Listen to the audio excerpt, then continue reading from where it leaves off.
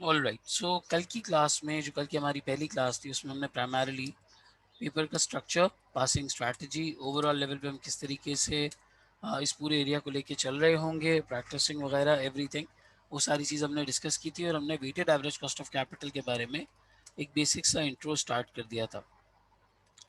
Weighted average cost of capital, हमने कहा था ये primarily this is the minimum return, this is the minimum return which management of a company should bring for its owners, ठीक है, and it always corresponds with the risk that the providers of finance are taking। हमने तीन sources के बारे में बात की थी, एक था ऑर्डिनरी शेयर्स, दूसरा था प्रेफरेंस शेयर्स, एंड तीसरा था date.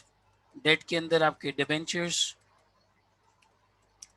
Bonds, bank loan, overdraft, ये सारी की सारी चीज़ें आ जाती हैं। एंड हमने इस बात को अंडरस्टैंड किया था कि ऑर्डिनरी शेयर्स का जो मिनिमम रिटर्न है that is called cost of equity, जिसको हम डिनोट करते हैं के से। फिर प्रेफरेंस शेयर्स के लिए this was cost of preference shares,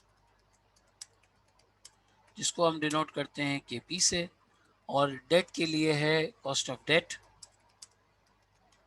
जिसको हम डिनोट करते हैं के से, ठीक है, डिनोट करते हैं के से। और यहाँ पे हमने इस तरीके से अंडरस्टैंड किया था कि वैक का जो फॉर्मूला है that is basically a weighted average of all these things, weighted average of all these things. अच्छा, वैक के लिए आप करते ये हैं कि आप मार्केट वैल्यू ऑफ इक्विटी को मल्टीप्लाई कर देते हैं कॉस्ट ऑफ इक्विटी से, market value of equity multiplied by cost of equity plus market value of debt multiplied by cost of debt, then at the same time market value of preference shares multiply by cost of preference shares। जब ये पूरा numerator का area आपके पास done हो जाता है तो denominator में यू सिंपली डिवाइड इन तीनों का sum, that is market value of equity plus market value of preference shares plus market value of debt. एक चीज हमने यहाँ ऐड की थी, क्योंकि ये हमारे पास जो फॉर्मूला था this was without tax, this was basically without tax. ये हमारे पास जो एरिया था दिस वाज विदाउट टैक्स, ये हमने कल बात अंडरस्टैंड की थी। अगर हम इसको विद टैक्स देखना चाहें तो फिर हमने क्या करना होगा, सर हमने एक छोटा सा एडिशन यहाँ पे करना होगा कि जो market value of debt into cost of debt है, इसको आप मजीद मल्टीप्लाई करा दें 1 - t से, that is the tax rate 1 - t से, क्योंकि टैक्स हमेशा पोस्ट टैक्स लेना होता है और हम कभी भी नेट की फिक्र, हम कभी भी ग्रॉस की फिक्र नहीं करते, नेट की फिक्र करते हैं कि भाई ओवरऑल लेवल पे हमें रिटर्न देना कितना है। तो टैक्स को नेट करने के बाद जो उसका इम्पैक्ट है उसको हम पिकअप करेंगे। अगर आज मैंने डेट होल्डर को 100 रुपये देने, तो 100 रुपये के ऊपर 30 रुपये का मेरे पास टैक्स बेनिफिट बचेगा। उस टैक्स बेनिफिट का जो नेट लेट से मेरे पास अमाउंट बच रहा है दैट इज द 70 रुपीज़, ये 70 रुपीज़ मुझे फैच करके देना है। तो अगर 100 रुपये निकल भी गए तो टैक्स पे मेरी 30 रुपये की बहरहाल सेविंग होनी है। ये हमने एक जनरल फॉर्मूला अंडरस्टैंड किया था फ्रॉम एन ओवरऑल परस्पेक्टिव, किसका, वैक का, विद टैक्स और विदाउट टैक्स दोनों, ठीक है। अब ये कैलकुलेट कैसे होता है, देखो always look for the balance sheet when WACC is to be calculated। सबसे पहले पहला स्टेप आपने बैलेंस शीट को देखना है। आपके पास बैलेंस शीट में डेट, इक्विटी और प्रेफरेंस शेयर्स इन तीनों के पर्टिकुलर्स आ रहे होते हैं। डेट, इक्विटी और प्रेफरेंस शेयर्स इन तीनों के पर्टिकुलर्स आ रहे होते हैं। Then look for the conversion in market values. कल मैंने बताया था कभी भी ये बुक वैल्यू पे कैलकुलेट नहीं होते, कभी भी ये बुक वैल्यू पे कैलकुलेट नहीं होते, ये मार्केट वैल्यू पे कैलकुलेट होते हैं। सर ये कैसी बात हो गई, मार्केट वैल्यू पे कैलकुलेट होता है? मैनेजमेंट तो बुक वैल्यू देख के चलेगी, मैनेजमेंट बुक वैल्यू देख के नहीं, मार्केट वैल्यू देख के चलेगी। फॉर एग्जाम्पल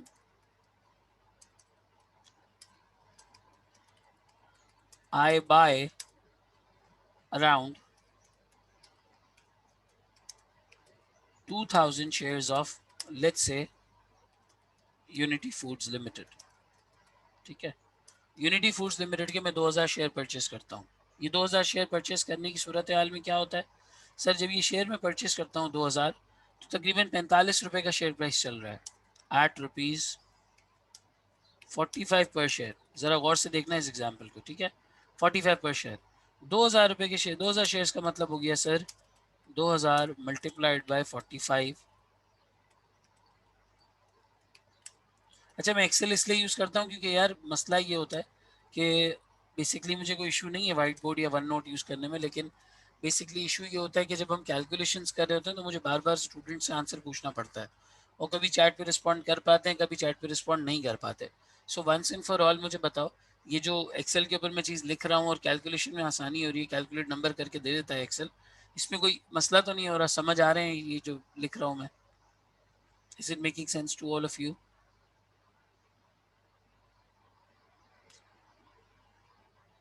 चलिए, क्लियर है ना? ठीक है, ठीक है। कहीं कोई इशू हो, कोई फॉर्मूला, कोई चीज़ समझ में ना आए तो प्लीज़ मुझे बताइएगा, ठीक है। चलें, 2000 इंटू 45 इज इक्वल्स टू 90,000। ये 90,000 रुपीज़ का ओवरऑल लेवल पे अमाउंट बन गया। अब क्या हुआ? Where is the nominal shares value, the nominal value of shares is ₹10। Hence 2000 को अगर मैं 10 रुपए से मल्टीप्लाई करता हूँ, दैट मेक्स 20,000, दैट मेक्स 20,000। मैंने 90,000 रुपए के शेयर्स खरीदे हैं, कंपनी की बुक्स के हिसाब से 20,000 रुपए के शेयर्स हैं। Now the company gave out a dividend of rupees, let's say 5 per share। Company 5 पर शेयर का डिविडेंड लेकर आई है। मैंने क्या किया? मैंने रिटर्न कैलकुलेट किया, return calculated by share holder. मैंने रिटर्न कैलकुलेट किया, मैंने कहा 5 रुपए का डिविडेंड दिया है मुझे पर शेयर, 5/45। मैंने क्या किया? 5/45 किया। अब 5/45 तुम निकालो, कितना परसेंटेज बनता है तुम्हारा? 11.11% का परसेंटेज बनता है। मैंने बोला यार ये रिटर्न तो कम है। कंपनी से बात की, कंपनी के मैनेजमेंट को ये मैसेज कन्वे किया कि शेयर होल्डर सेंटिमेंट इतना अच्छा नहीं है। मान लो for the sake of example ये बात कम्युनिकेट हो जाती है, कंपनी कहती है नहीं आपने रिटर्न गलत कैलकुलेट किया है, आप रिटर्न ऐसे कैलकुलेट करें।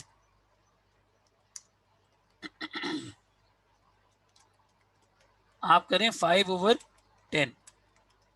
तो इस हिसाब से हमने आपको 50% का रिटर्न दे दिया है, 50% का रिटर्न दे दिया। कंपनी आर्ग्यू करती है। अब मुझे बताओ यहाँ पे व्यू पॉइंट किसका सही है? जिसने जेब से पैसे लगाए हैं उसका व्यू पॉइंट 11% का, या जो कंपनी नॉमिनल वैल्यू से कैलकुलेट करी है उसका व्यू पॉइंट ठीक है? जी भाई, साथ साथ रिस्पॉन्ड करते रहिएगा, चैट पर जवाब देते रहें, वरना होगा ये कि वो लाल कलर की नोटिफिकेशन आएगी और वो लाल कलर की नोटिफिकेशन आपको फौरन लेके निकल जाएगी फेसबुक पे, इंस्टा पे। तो इधर जवाब देते रहें। दोनों ठीक है अपने अपने पर्सपेक्टिव से। क्या वाकई मुझे 10 रुपए के ऊपर रिटर्न मिला है या 45 रुपीज के ऊपर रिटर्न मिला है? दोनों सही नहीं है, एक सही है। थोड़ा सा सोचो, अगर आपकी ज़ात के पैसे लगे हुए होते, आपने खुद ये शेयर 90,000 रुपए के परचेस किए होते, घर पे 5 रुपए के हिसाब से डिविडेंड आया होता, 2000 शेयर्स का 5 रुपए के हिसाब से कितना बन जाता है? 10,000 रुपये बन जाता है। तो आपका क्या पर्सपेक्टिव होता? आप 11% मानते हैं, 50% मानते हैं? शेयर होल्डर ठीक कह रहा है। देखो, जब भी मैं इन्वेस्टमेंट करता हूँ मैं अपनी इन्वेस्टमेंट के अमाउंट से रिटर्न उठाता हूँ, हमेशा अपनी इन्वेस्टमेंट के अमाउंट से रिटर्न उठाता हूँ। मेरी इन्वेस्टमेंट का अमाउंट यहाँ पर फ्रॉम एन ओवरऑल पर्सपेक्टिव 20,000 नहीं है, मेरी इन्वेस्टमेंट का अमाउंट 90,000 है। मुझे 90,000 रुपये आपने वो दिया, अपॉर्चुनिटी कॉस्ट दी है।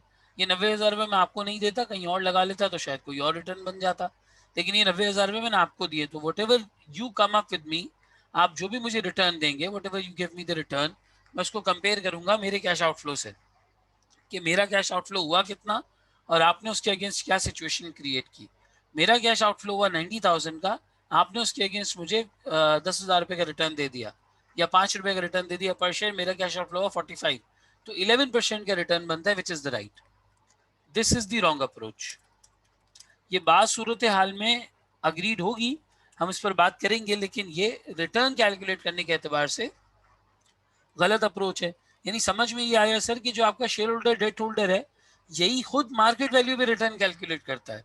तो आपको भी जो वैक कैलकुलेट करना है वो मार्केट वैल्यू पे कैलकुलेट करना है। जब आपका शेयर होल्डर ही मार्केट वैल्यू के ऊपर रिटर्न कैलकुलेट कर रहा है, तो आप भी जो रिटर्न कैलकुलेट करेंगे वो मार्केट वैल्यू के ऊपर करेंगे. This is the rational. ये इसके पीछे का रीजन है. हमने कल बात की थी, हम वाई और हाउ दोनों पे बात करेंगे. तो जो वाई फैक्टर है कि मार्केट वैल्यू क्यों पिकअप करते हैं सर, वो इसलिए पिकअप करते हैं क्योंकि जो आपका प्रोवाइडर ऑफ फाइनेंस है, यानी कि डेट होल्डर, इक्विटी होल्डर या प्रेफरेंस शेयर होल्डर, वो खुद उसके दिए हुए पैसे को कंपेयर करता है कि यार मैंने पैसे लगाए कितने थे और अब पैसे हुए कितने हैं, राइट. ना कि वो ये कंपेयर करता है कि यार ओवरऑल लेवल पे नॉमिनल वैल्यू क्या है या बुक वैल्यू क्या है. ठीक है. अब एक स्टेप आगे बढ़ जाते हैं. अब बात आती है कि सर आपने वैक कैलकुलेट कर लिया, इसका फायदा क्या है. अब इसको प्रोजेक्ट इवैल्यूएशन के लिए, एनपीवी, आईआरआर वगैरह के लिए आप इस्तेमाल करेंगे. इस पे बहरहाल हमने कल भी बात की थी. ठीक है, हमने कल भी बात की थी. तो हम कुछ छोटी छोटी सी एक्सरसाइजेस देखते हैं जिसमें हम वैक कैलकुलेट करते हैं. मैंने हैंड आउट आप लोगों के साथ शेयर किया है. ये अगर कोई नोटिंग कर रहा है तो वो हैंड रेस के ऑप्शन पे क्लिक कर दे, मैं थोड़ा वेट कर लूंगा. और ये फाइल जैसे ही क्लास ओवर होगी इंशाल्लाह ताला मैं फौरी तौर पे आप लोगों के साथ शेयर कर लूंगा. हाँ ठीक है यासिर, आराम से कॉपी कर लो, नो वरीज, आराम से कॉपी कर लें. जब कॉपी कर लें तो लोअर हैंड कर दीजिएगा.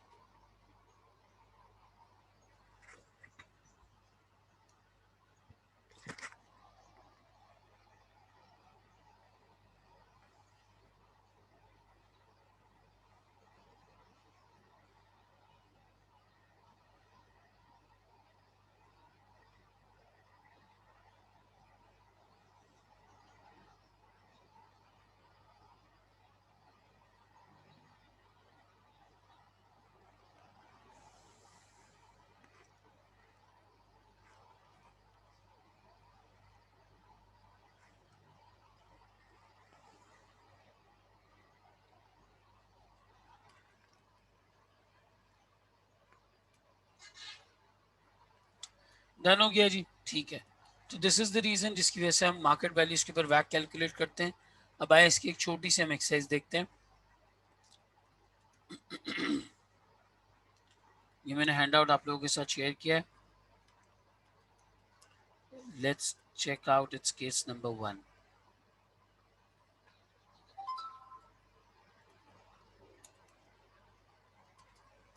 ये क्वेश्चन मैंने पेस्ट किया है, विजिबल है, स्क्रीन पे नजर आ रहा है everyone. Capital structure of Cyan limited.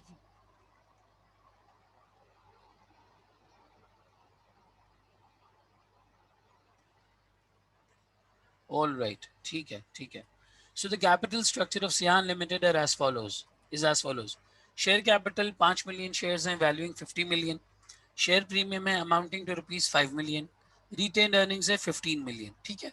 कुल मिला के इसकी इक्विटी कितने पे खड़ी हुई है सर? मेरे पास शेयर कैपिटल मुझे नजर आ रहा है at the same time 50 million का.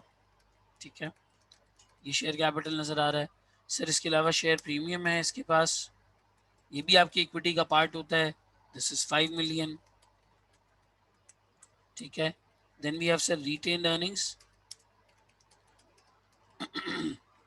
Retain earnings is 15 million. ये आपकी टोटल मिला के इक्विटी है.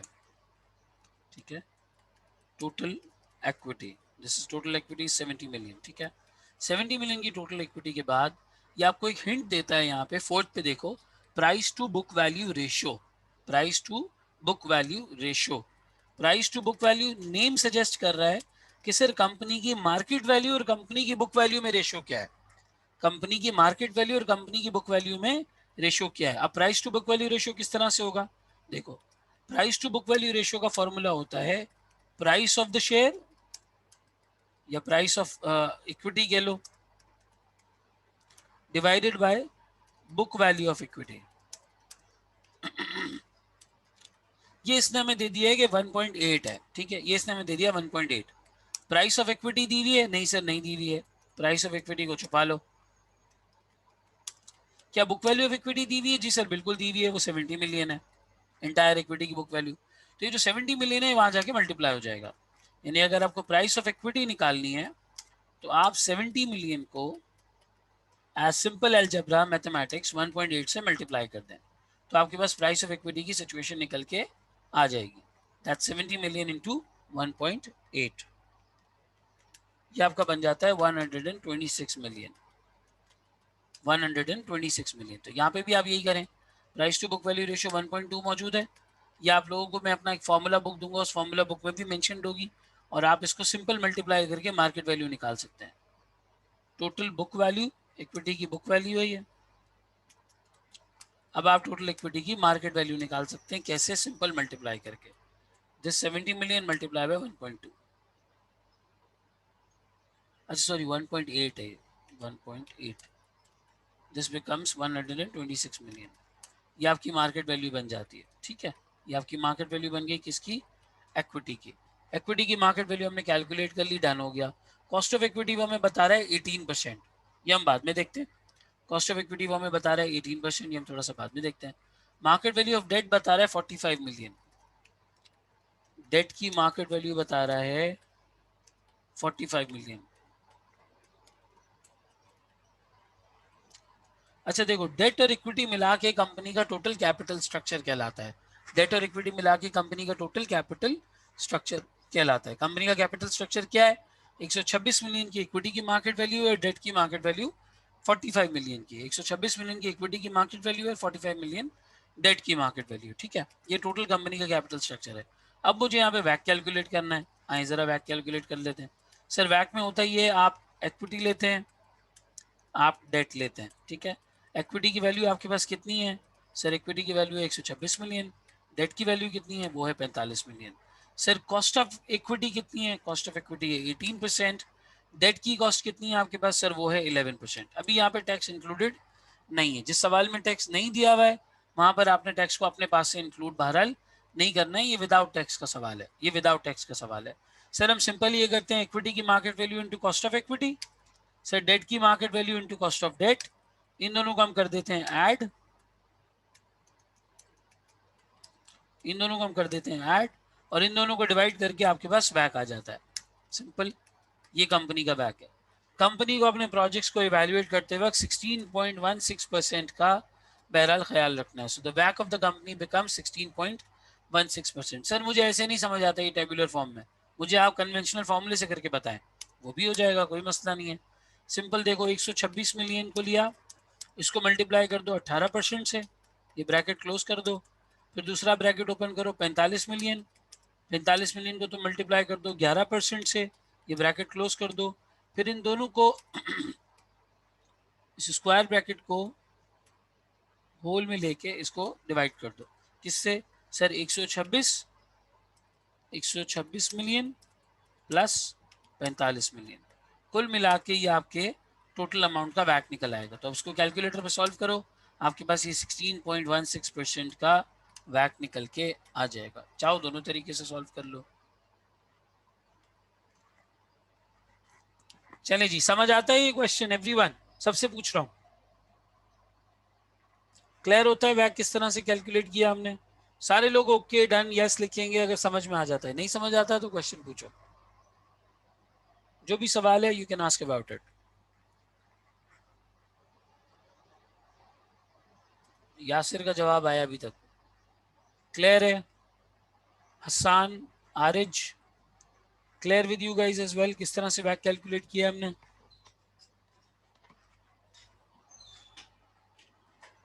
सर आप ये मार्केट वैल्यू ऑफ डेट की बात कर रहे हैं, क्या डेट की मार्केट वैल्यू बुक वैल्यू से डिफरेंट होती है? बिल्कुल, जहां पे डिबेंचर्स और बॉन्ड्स लिस्टेड होते हैं और मार्केट में ट्रेड हो रहे होते हैं, जहां पे डिबेंचर्स और बॉन्ड्स के ऊपर जो रेट ऑफर किया जा रहा होता है कूपन रेट, वो मार्केट से कम या ज्यादा होता है, तो बुक वैल्यू और मार्केट रेट में बहरहाल डिफरेंस होता है। बुक वैल्यू और मार्केट रेट में बहरहाल डिफरेंस होता है, ठीक है जी। क्लियर होती है सिचुएशन? चलो, अगर कोई कॉपी कर रहा है इसको तो वो हैंड रेस कर ले, otherwise will move on to the next situation.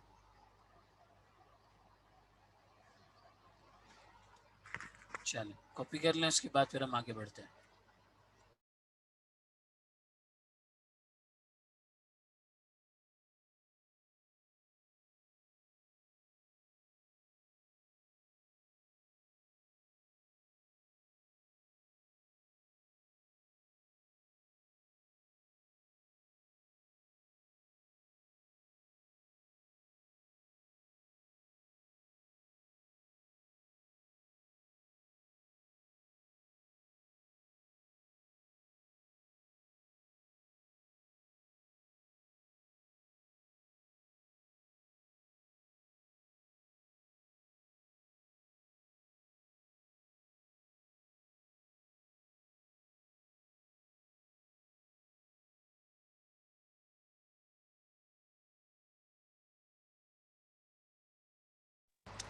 चलें जी, ऑल राइट, ये वाला हमारे पास कॉपी हो गया, डन हो गया। अब हम आते हैं अगली सिचुएशन पे। Now comes question number 2। ये वही हैंड आउट है जो अभी मैंने तुम लोगों के साथ शेयर किया है, उसी के क्वेश्चंस बहरहाल में यहाँ पे कट एंड पेस्ट कर रहा हूँ।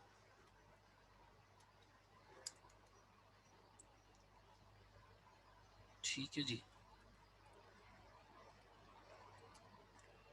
अभी हमारा क्वेश्चन नंबर 2 आ गया। What this says, Jameel Limited has in issue 8 million shares with a market value of 7.16 per share. The return required by the shareholders is 12%. The company also has in issue 8.5% bonds redeemable in 5 years time with a total nominal value of 20 million. इस company के पास तकरीबन 8 million shares हैं जिनकी market value 7.16 है, इसने straight बता दिया। ठीक है, इसके अलावा कंपनी के पास 8.5% के बॉन्ड्स मौजूद हैं जो कंपनी ने इशू किए हुए हैं 5 साल के रिडेम्पशन टाइम पे, जिनकी बुक वैल्यू 20 मिलियन है, जिनकी बुक वैल्यू 20 मिलियन। आगे वो हमें एक हिंट देता है, sir the market value of each rupee 100 bond is 103.42। अच्छा, बॉन्ड्स के बारे में एक चीज याद रखना, जब बॉन्ड की कोई वैल्यू ना गिवन हो तो 100 रुपीज इसकी नॉमिनल वैल्यू होती है।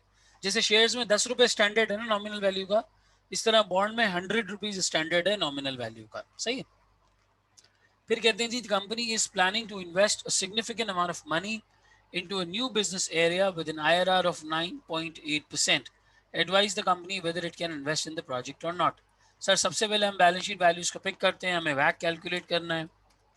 वैक कैलकुलेट करने के लिए मुझे चाहिए इक्विटी, मुझे चाहिए डेट, मैं इनकी मार्केट वैल्यू कैलकुलेट करूंगा, इनकी इसी तरीके से मैं कॉस्ट कैलकुलेट कर लूंगा और फिर मेरे पास आगे जाके एवरेज आ जाएगा। ठीक है, इक्विटी के बारे में कहता है सर 8 मिलियन शेयर्स हैं, मल्टीप्लाई करते हैं 7.16 पर शेयर से। सिंपल, बहुत आसान, आराम से निकल आएगा, कोई मसला ही नहीं है। ठीक है ना। लाइकवाइज सर अगर मैं डेट की बात करूं, डेट के बारे में वो कहता है नॉमिनल वैल्यू 20 मिलियन है। नॉमिनल वैल्यू क्या कहता है? 20 मिलियन। ठीक है, इस 20 मिलियन के बारे में आगे ये कहता है कि भाई हर एक bond, nominal value of each bond of one bond that is 100, वो तकरीबन 100 है। नॉमिनल वैल्यू जो एक बॉन्ड की है तकरीबन 100 है। इसी की अगर मैं मार्केट वैल्यू देखने जाऊं तो वो कितनी है सर? वो 100 के साथ साथ 103.42 है। ठीक है, 103.42 nominal value of,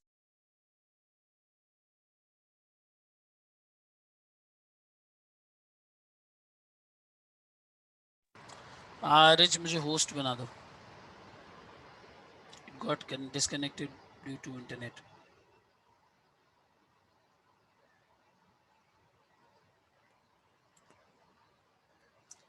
alright, thank you. अगर मैं नॉमिनल वैल्यू की जगह इसकी मार्केट वैल्यू निकालना चाहूँ तो वो कैसे निकाल सकता हूँ? सिंपल एक रेशियो है, देखो सिंपल एक रेशियो है, गौर से देखना। ये मेरी 20 मिलियन की वैल्यू है ना, 20 मिलियन को अगर मैं डिवाइड बाय 100 करता हूँ तो ये नंबर ऑफ बॉन्ड्स आ जाते हैं, फिर उनको मल्टीप्लाई बाय 103 करता हूँ तो मेरे पास टोटल मार्केट वैल्यू आ जाती है।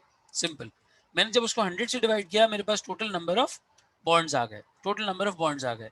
मैंने नंबर ऑफ बॉन्ड्स को मल्टीप्लाई बाय 103.42 कर दिया। यानी आप सिंपल 20 मिलियन को डिवाइड कर दो 100 से और फिर मल्टीप्लाई कर दो 103.42 से, 103.42 से।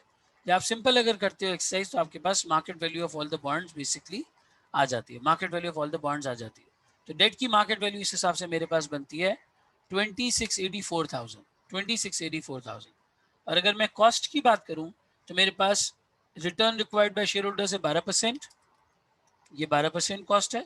Eight the same time, at the same time जो यहाँ पे मेरे पास रिडीमेबल इन टाइम की बात कर रहा है, बॉन्ड्स रिडीमेबल इन 5 ईयर्स टाइम की अगर ये बात कर रहा है तो 5 ईयर्स टाइम का मेरे पास कॉस्ट ऑफ डेट बज़ाहिर, कॉस्ट ऑफ डेट बज़ाहिर गिवन नहीं है। ठीक है, इसके अलावा कहता है कि भाई आप इसका वैक कैलकुलेट करो और वैक कैलकुलेट करके इस बात का अंदाज़ा लगाओ कि ओवरऑल लेवल पे इस कंपनी को एक प्रोजेक्ट में इन्वेस्ट करना चाहिए जिसका IRR 9.8% आ रहा है, जिसका IRR 9.8% आ रहा है। ठीक है, अब ये बॉन्ड वाली सिचुएशन अगर हम देखते हैं तो बॉन्ड वाली सिचुएशन में मार्केट वैल्यू तो आराम से हमारे पास कैलकुलेट हो गई, मार्केट वैल्यू तो हमारे पास आराम से कैलकुलेट हो गई। हमें ये पता करना है कि यार इसका कॉस्ट ऑफ डेट बेसिकली क्या है, इसका कॉस्ट ऑफ डेट बेसिकली क्या है। इस कॉस्ट ऑफ डेट की आगे हमने इंशाल्लाह ताला डिटेल्ड कैलकुलेशन करनी है। कॉस्ट ऑफ डेट की आगे इंशाल्लाह ताला डिटेल्ड कैलकुलेशन करनी है, जिसमें हम आईआरआर के मेथड से इस बात को पिकअप करेंगे कि हमारे पास कॉस्ट ऑफ डेट कैलकुलेट कैसे होती है। फॉर द टाइमिंग जब तक हम कॉस्ट ऑफ डेट के एरिया को स्टार्ट नहीं करते, लेट्स अज्यूम कि इसका जो कॉस्ट ऑफ डेट है वो 8.5% है, ठीक है, दैट इज 8.5%। इसकी बेसिस पे फिलहाल हम वैक कैलकुलेट कर सकते हैं, लेकिन आगे जाके इस कॉस्ट ऑफ डेट को कैलकुलेट करने का इंशाल्लाह ताला पूरा मैकेनिज्म मैं तुम्हें बताऊंगा। एक आईआरआर वाले मेथड के थ्रू हम इसकी पूरी कॉस्ट ऑफ डेट को कैलकुलेट करना सीखेंगे। सिंस अभी हम सिंपल वैक की कैलकुलेशन सीख रहे हैं, तो अभी इससे मल्टीप्लाई कर लेते हैं, मार्केट वैल्यू इनटू कॉस्ट और लाइकवाइज इसी तरीके से डेट, ठीक है। इन दोनों को आपने क्लब किया, ये टोटल रिटर्न है which you require from overall level पे कैपिटल स्ट्रक्चर कंपनी का तकरीबन 77.9 मिलियन कैपिटल स्ट्रक्चर है, 77.9 million. 8.6 divided by 77.9, this becomes 11.07%, this becomes 11.07%, ठीक है। ये आपका यहाँ पे वैक बन जाता है। क्या ये सिचुएशन क्लियर होती है? Everyone gets it? सारे लोग जवाब देंगे भाई। कॉपी कर रहे हो तो हैंड रेस कर लो, कोई चीज़ समझ में नहीं आई तो पूछ लो।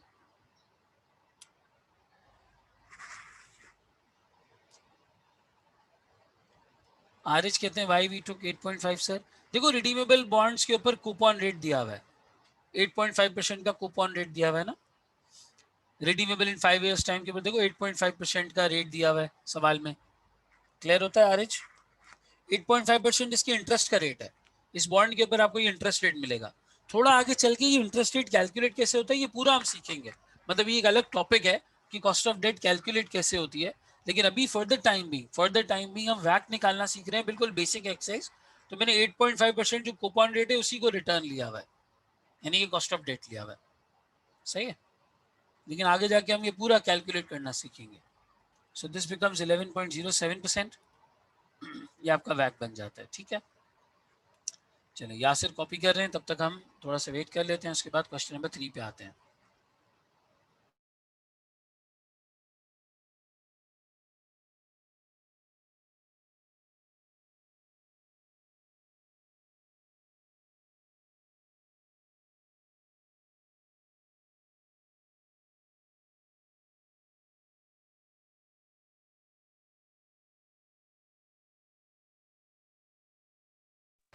चलें जी, कॉपी हो गया। अब हम आते हैं हमारे क्वेश्चन नंबर 3 के ऊपर। छोटी छोटी सी एक्सरसाइजेज हैं ताकि थोड़ा सा तुम्हारा हाथ वो हो जाए, रवा हो जाए वैक की कैलकुलेशन पे। फिर उसके बाद हम आगे मजीद इसके एलिमेंट्स को देखेंगे।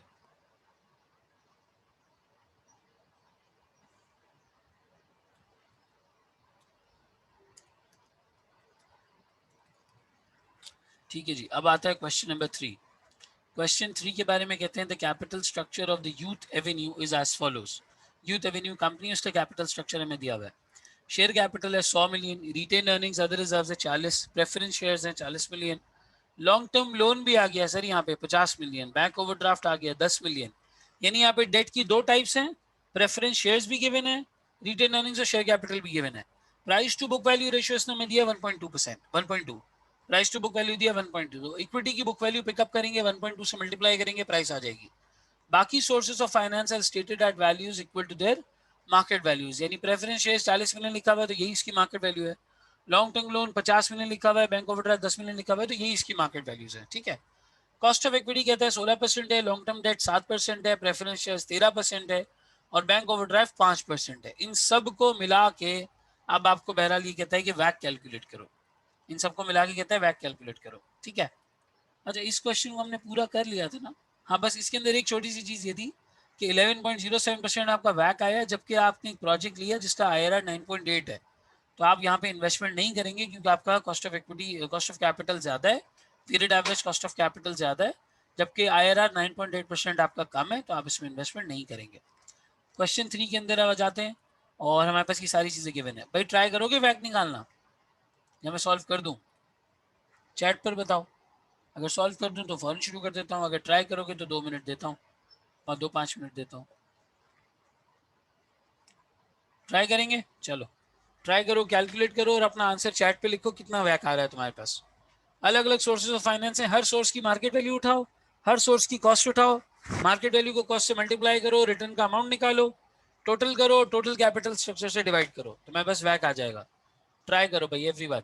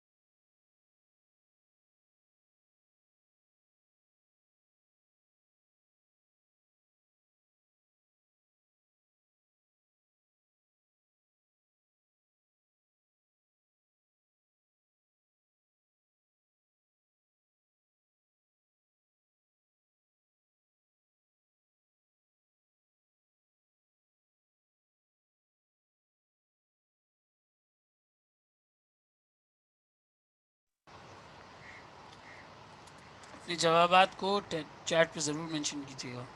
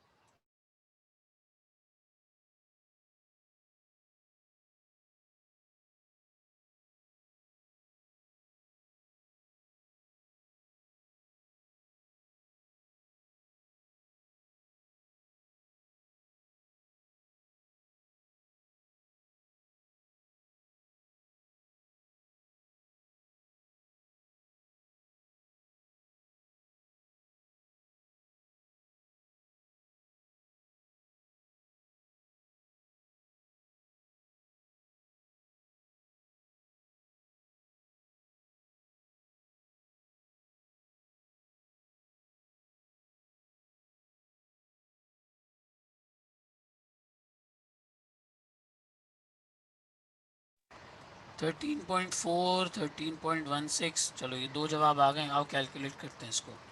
ठीक है, सो हमारे पास कैपिटल स्ट्रक्चर में क्या क्या है। सर कैपिटल स्ट्रक्चर में एक तरफ we have equity, then we have sir preference shares.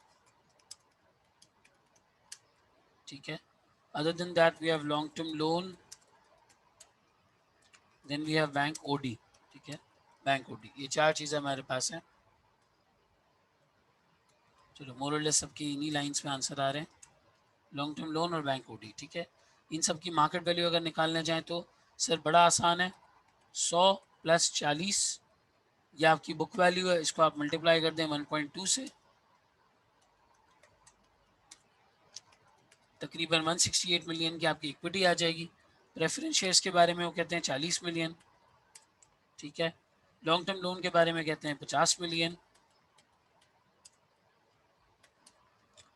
फिर आपके पास बैंक ओवरड्राफ्ट के बारे में कहते हैं 10 मिलियन। ठीक है, कुल मिला के ये हो जाता है 268 मिलियन। ये कंपनी का टोटल कैपिटल स्ट्रक्चर है।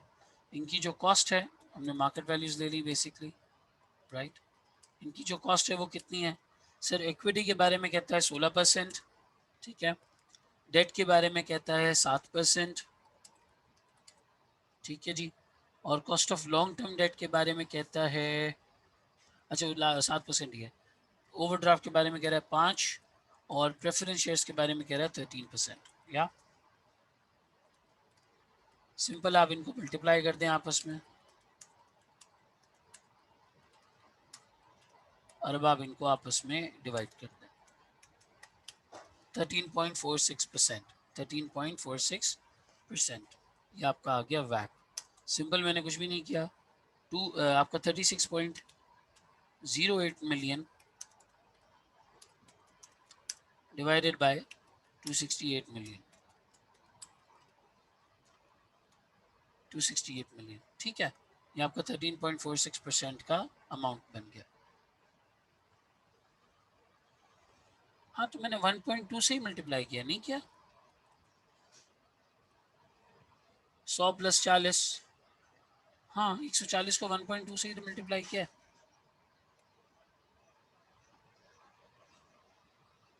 नहीं नहीं, वो price to book value ratio जो 1.2 बता रहा है वो ऑर्डिनरी शेयर्स का बता रहा है। वो कह रहा है प्रेफरेंस पे मत अप्लाई कर देना, बुक वैल्यू तो पूरी पिकअप करेंगे, बुक वैल्यू इक्विटी की पूरी पिकअप करेंगे। जो ब्रैकेट में ऑर्डिनरी शेयर्स लिखा हुआ है वो इस तरह लिखा हुआ है कि भाई ये ऑर्डिनरी शेयर्स के बारे में है, इसको प्रेफरेंस पे या डेट पे मत लगा देना। अगर मैं बोलता हूँ डेट का price to book value ratio 1.2 है तो ये डेट से मल्टीप्लाई होता, डेट की बुक वैल्यू से, लेकिन ये 1.2 ऑर्डिनरी शेयर्स का है, ठीक है। आरएच कहते हैं sir why do you incorporate the effect of 1.2 instead of directly multiplying it by 16%। RH मसला ये है कि हम 16% को मल्टीप्लाई करेंगे मार्केट वैल्यू से, और मार्केट वैल्यू तक पहुंचने के लिए हमें क्या करना होगा, मार्केट वैल्यू तक पहुंचने के लिए हमें उसकी मार्केट वैल्यू निकालनी पड़ेगी। वो मार्केट वैल्यू निकालने के लिए उसने हमें हिंट ये दी है कि मार्केट वैल्यू और बुक वैल्यू का जो रिलेशनशिप है वो 1.2 का है, जो हमने ऊपर कैलकुलेट किया था। प्राइस टू बुक वैल्यू यानी price over book value, price numerator में बुक वैल्यू डिनोमिनेटर में, इज इक्वल्स टू 1.2 है। बुक वैल्यू मेरे पास है, 1.2 मेरे पास है, प्राइस मुझे निकालनी है, तो मैं मल्टीप्लाई करके मार्केट वैल्यू कैलकुलेट कर सकता हूँ। समझ आया? दैट्स द आइडिया, ठीक है। मार्केट वैल्यू निकाला, मार्केट वैल्यू को 16% से मल्टीप्लाई कर दो। वंस मार्केट वैल्यू 16% से मल्टीप्लाई हो गई तो ओवरऑल लेवल पे अमाउंट कैलकुलेट हो जाएगा।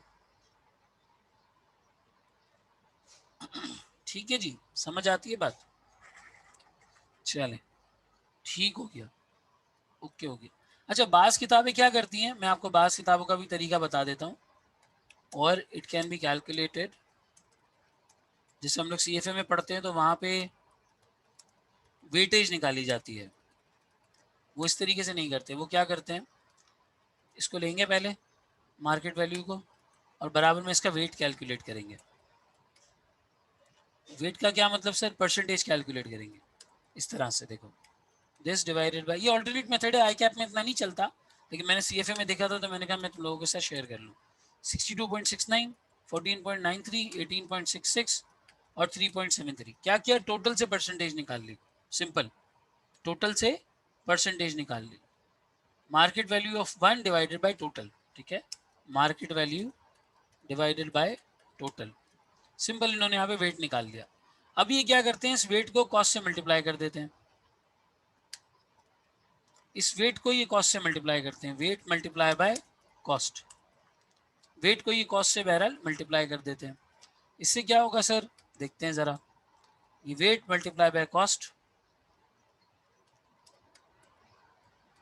Wait multiply by cost,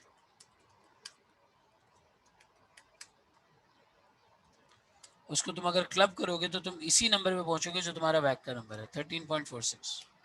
CFA में इस तरह कैलकुलेट होता है।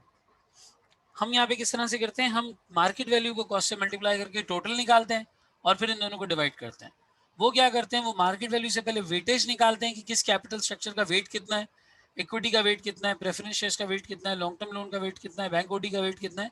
लेकिन ये भी होता मार्केट वैल्यू के हिसाब से ही है। देखो मैंने मार्केट वैल्यू ही ली हुई है, यहाँ पे मैंने मार्केट वैल्यू ली हुई है, मार्केट वैल्यू के हिसाब से ही करते हैं। वेटेज निकालते हैं पहले और फिर इस वेटेज को मल्टीप्लाई कर देते हैं कॉस्ट से, यानी cost of equity, cost of debt, cost of preference shares, cost of loan, cost of bank OD, इस तरह से मल्टीप्लाई कर देते हैं तो तुम डायरेक्ट वैक तक पहुंच जाते हो। ये भी एक तरीका है, वो भी एक तरीका है, ठीक है। Weightage of each item of capital structure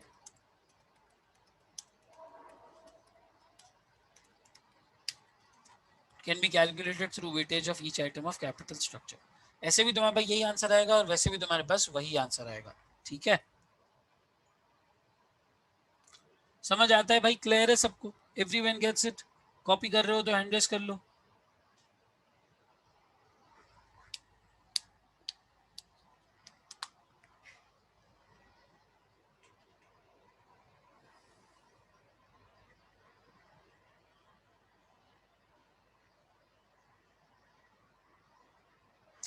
clear है? चलो ठीक हो गया, कॉपी कर लिया है सबने।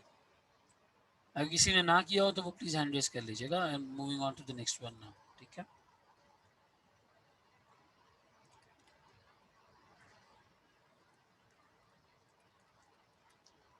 अब हम आ जाते हैं हमारे फोर्थ क्वेश्चन पे।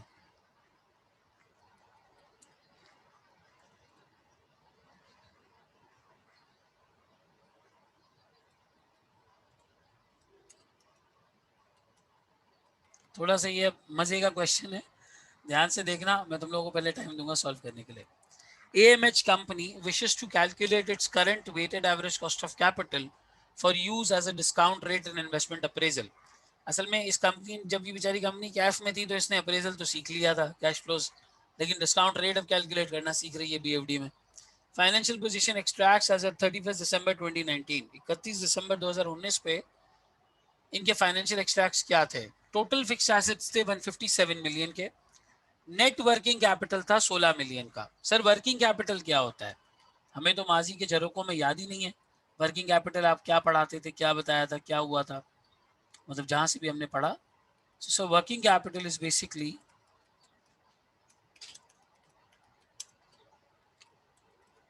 current assets minus current liabilities, current assets minus current liabilities, this becomes your working capital। तो चलो मैं पूरा लिख देता हूँ, जो बेचारा रिकॉर्डिंग वाला होगा वो परेशान होता रहेगा। Current assets minus current liabilities, ठीक है, ये वर्किंग कैपिटल है। नेट वर्किंग कैपिटल दे दिया, टोटल फिक्स एसेट्स दे दिए। लॉन्ग टर्म डेट इन्होंने बता दिया 39 मिलियन है, लॉन्ग टर्म डेट बता दिया 39 मिलियन है। The price to book value ratio is 1.3 for ordinary shares, where is the book value of debt is equals to its market value. Debt की जो value तुम्हें दी हुई है वही इसकी मार्केट वैल्यू है, लेकिन तुम्हें इक्विटी की बुक वैल्यू निकालनी पड़ेगी ताकि तुम उसको 1.3 से मल्टीप्लाई करके इक्विटी की मार्केट वैल्यू पे पहुंचो। कॉस्ट ऑफ डेट दिया हुआ है, कॉस्ट ऑफ इक्विटी दिया हुआ है, वैक कैलकुलेट करना है। इस सवाल में जो चैलेंज है वो इक्विटी की बुक वैल्यू कैलकुलेट करना चैलेंज है, इक्विटी की बुक वैल्यू कैलकुलेट करना चैलेंज है। हाँ भाई, टाइम दूं, कर लोगे? अकाउंटिंग इक्वेशन से हिंट ये दे देता हूँ, अकाउंटिंग इक्वेशन लिखो तो मैं समझ में आ जाएगा वो क्या रहा है यहाँ पे। ठीक है, ट्राई करो, I am giving you 5 minutes. Accounting equation लिखना, non current assets plus current assets is equals to equity plus non current liability plus current liability. ऐसे करोगे तो कुछ कहानी पल्ले पड़ जाएगी। और वैक कैलकुलेट करके आंसर चैट पे लिखो।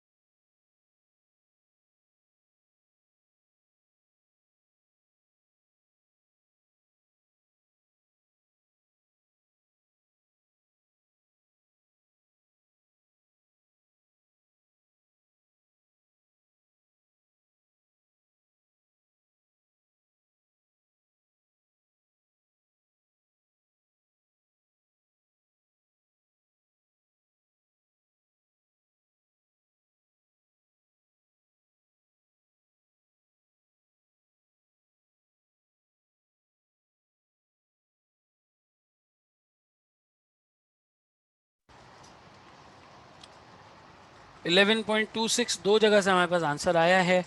आओ चलो हम इसकी कैलकुलेशन स्टार्ट करते हैं, गौर से देखना। देखो,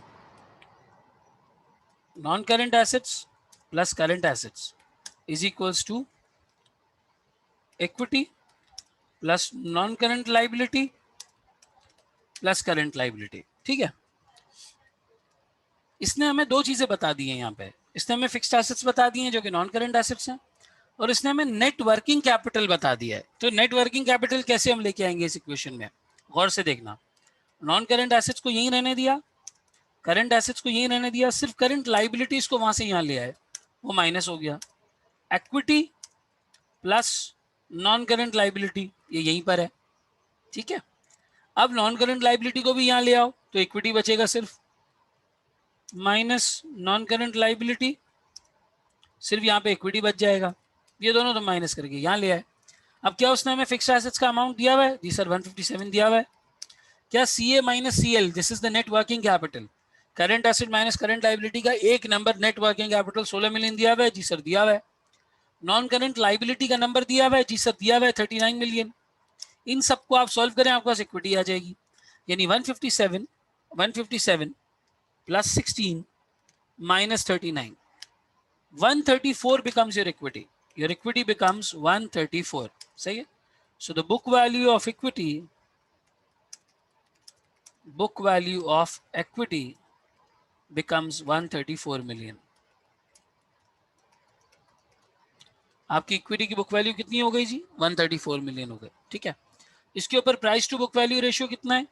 इसको हम पीबी रेशियो कहते हैं, प्यार से इसका निकनेम है पीबी रेशियो, 1.3। ठीक है, इस 1.3 से इसको मल्टीप्लाई कर दो तो मार्केट वैल्यू ऑफ इक्विटी आ जाएगी, मार्केट वैल्यू ऑफ इक्विटी आ जाएगी। ठीक है, 174.2 million, 174.2 million. Book value of equity 134, price to book value ratio 1.3, market value of equity is 174.2 million. ठीक है, ये मार्केट वैल्यू ऑफ इक्विटी हो गई। Market value of debt given है सर, बिल्कुल सर ये भी गिवन है, बताया हुआ है सवाल में, दैट इज कितना? 39 मिलियन। 39 मिलियन। आए बैक कैलकुलेट कर लेते हैं सर, कोई मसला ही नहीं है। इधर आ जाएगा इक्विटी, इधर आ जाएगा डेट, दोनों के आप अमाउंट्स को प्लेस कर दें। इक्विटी है 174.2, डेट है 39। दोनों की कॉस्ट अगर देखने जाएं तो 8% है कॉस्ट ऑफ डेट। ठीक है, डेट होल्डर रिस्क कम लेता है, उसका रेट हमेशा कम होता है 12। इसको कर दो मल्टीप्लाई, 20.90 4,000 और 3.12 0,000, इसको कर दो आप टोटल।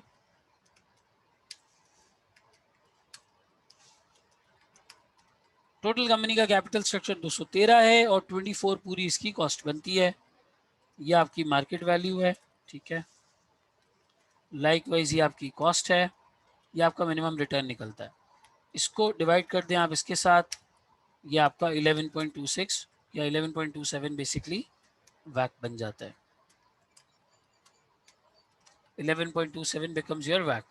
सर ये वैक आपने कैसे निकाला? सिंपल एज सिंपल, 24.024 मिलियन को डिवाइड कर दिया 213.2 मिलियन से, यहाँ पर हो जाता है आपका वैक ओवरऑल लेवल पे मुकम्मल। यहाँ पर आपकी वैक की सिचुएशन मुकम्मल हो जाती है, अल्हम्दुलिल्लाह। क्या ये समझ आती है सिचुएशन? ओवरऑल लेवल पे वैक कैलकुलेट करने का सेंस बनता है। सर ये तो आपने आसान आसान करवा दिए, ये तो कोई मसला नहीं है। क्या आई कैप में ऐसे सवाल आते हैं? नहीं जी बिल्कुल, ला हौल वला कुव्वत, आई कैप में ऐसे बिल्कुल भी सवाल नहीं आते। आई कैप बेसिकली वैक को बड़ा कॉम्प्लेक्स करके पूछता है, लेकिन हम स्टेप बाय स्टेप चलेंगे क्योंकि वहाँ पे वो आपसे कॉस्ट ऑफ डेट भी निकलवाता है, कॉस्ट ऑफ इक्विटी भी निकलवाता है, मार्केट वैल्यूज भी अलग तरीके से कैलकुलेट करवाता है। इतना आसान तरीका नहीं होता उसका। तो अभी हमारा अगला स्टेप है, अब हमारा अगला स्टेप है कि हम market value of equity, cost of equity, market value of debt, cost of debt, इनको कैलकुलेट करना सीखें। हम ये समझें कि ये चार चीज़ें किस तरीके से कैलकुलेट होती हैं। जब ये चार चीज़ें कैलकुलेट करना आएंगी तो हम वैक कैलकुलेट करना फिर बहरहाल सिंपल एक मैथमेटिक्स का काम है। वैक कैलकुलेट करना इटसेल्फ कोई मुश्किल नहीं है, लेकिन जो इसके अंदर ये cost of debt, cost of equity ये सब दिया हुआ है, ये कैलकुलेट करना थोड़ा सा कमाल वाली बात होती है। ये कैलकुलेट करना थोड़ा सा डिफरेंट होता है, डिफिकल्ट होता है। ठीक है, तो ऐसा करते हैं, 11:40 हो रहे हैं अभी, 11:39 40 तकरीबन। Have a break of about 20 minutes, 12 बजे रिकन्वीन करते हैं और फिर इंशाल्लाह ताला हम ये समझते हैं कि इन 4 एलिमेंट्स को किस तरह से कैलकुलेट किया जाता है। एक क्लास में तो नहीं समझेंगे, मल्टीपल क्लासेस होंगी, लेकिन बहरहाल स्टार्ट कर देंगे। ठीक है, ओके सीन है भाई, good to go.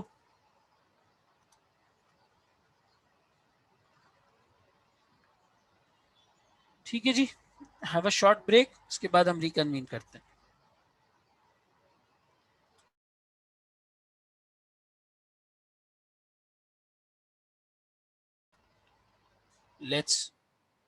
Let's resume now, right after the break.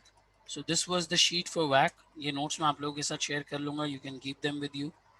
इसके बाद हम अगले स्टेप की तरफ चलते हैं। अब हम 4 एलिमेंट्स हमारे पास थे ना, यहाँ हमने 4 एलिमेंट्स देखे जो हमने अपने पास लिखे थे।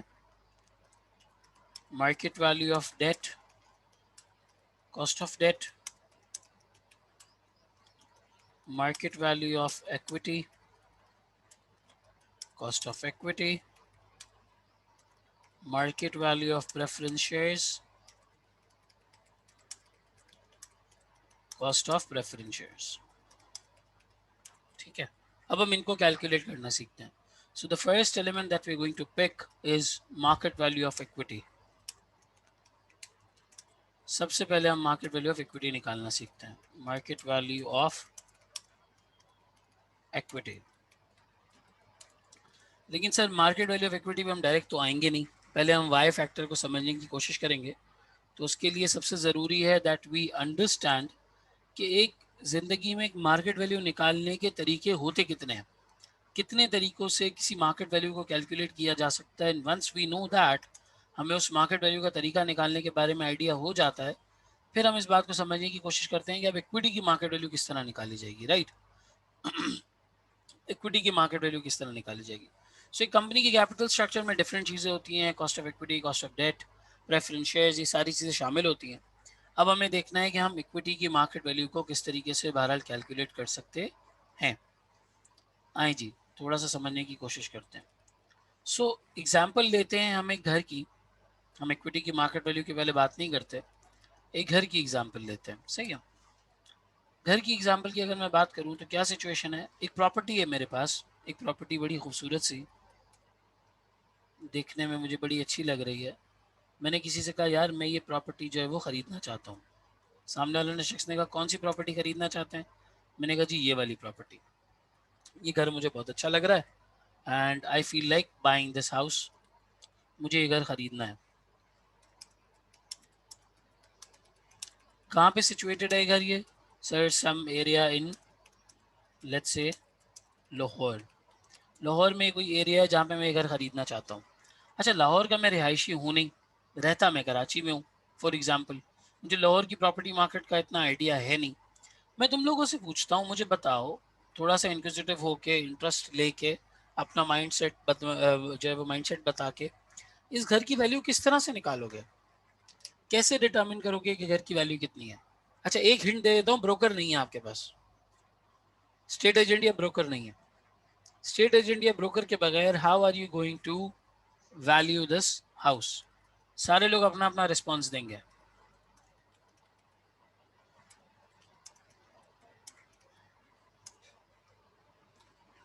जी भाई सोच लें थोड़ा सा, कोई ऐसा मसला नहीं है। इस घर की हमें क्या करनी है? वैल्यू फाइंड आउट करनी है। हम ये पता लगाना चाहते हैं कि यार ये घर की वैल्यू क्या है। जब हमें बेसिक्स पता होंगे तो हम आगे भी इस चीज़ को ओवरऑल लेवल पे समझ सकेंगे। वैल्यू सेट बाय एफबीआर पर कनाल। अबे भाई मैं इतना पढ़ा लिखा नहीं हूँ, सीधा साधा सा सिंपल सा आदमी हूँ, सिंपल जबान में बात करते हैं। अच्छा चलो, एक रिस्पॉन्स समझ में आया,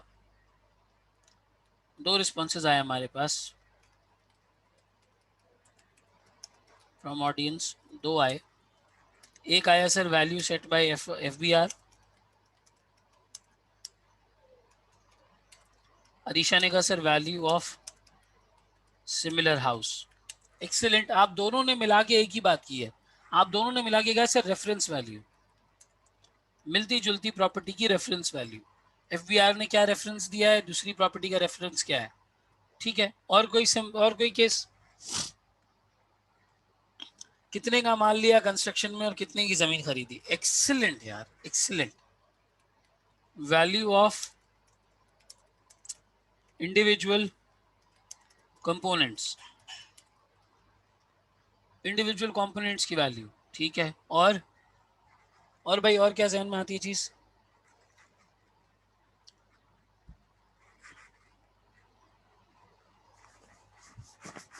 जी भाई, और क्या चीज जहन में आती है?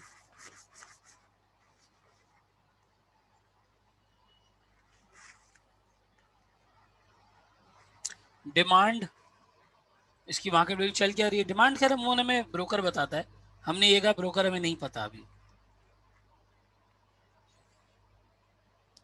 देखो वैल्यूएशन की दुनिया में ना 3 तरीके फॉलो होते हैं। जो भी अगला पिछला तरीका है वो उसकी डेरिवेशन ही है। 3 तरीके हैं जो वैल्यूएशन की दुनिया में फॉलो किए जाते हैं, सही है। 3 तरीके ओवरऑल लेवल पे। एक तरीका मेरे पास क्या है, वन ऑफ द मेथड्स, ये कह लो मेथड 1। मेथड 1 ये है कि भाई मैं बोलूं मैं सबकी कॉस्ट निकाल लेता हूं, cost of individual components, individual components. मैं कहता हूं यार इस जमीन की मुझे लैंड की वैल्यू नजर आ रही है तकरीबन 20 मिलियन,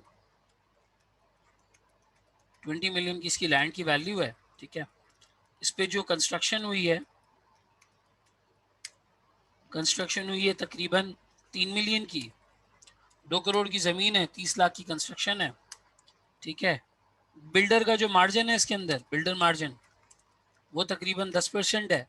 ये 3 मिलियन कम हो गया, तुम्हारा दिल नहीं मानेगा इस पर। ये ले लो तुम, अच्छी कंस्ट्रक्शन हुई है, 10 मिलियन ले लो, ठीक है, 1 करोड़।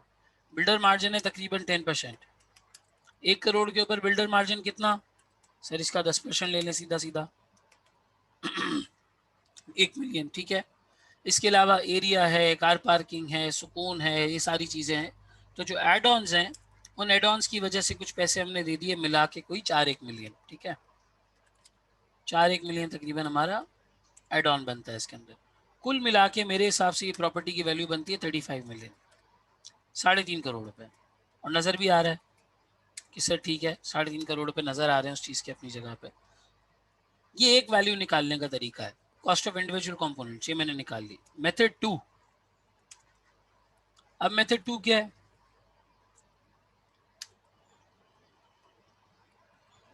इधर लिख दो वैल्यू, वैल्यू ऑफ, मेथड 2 क्या है?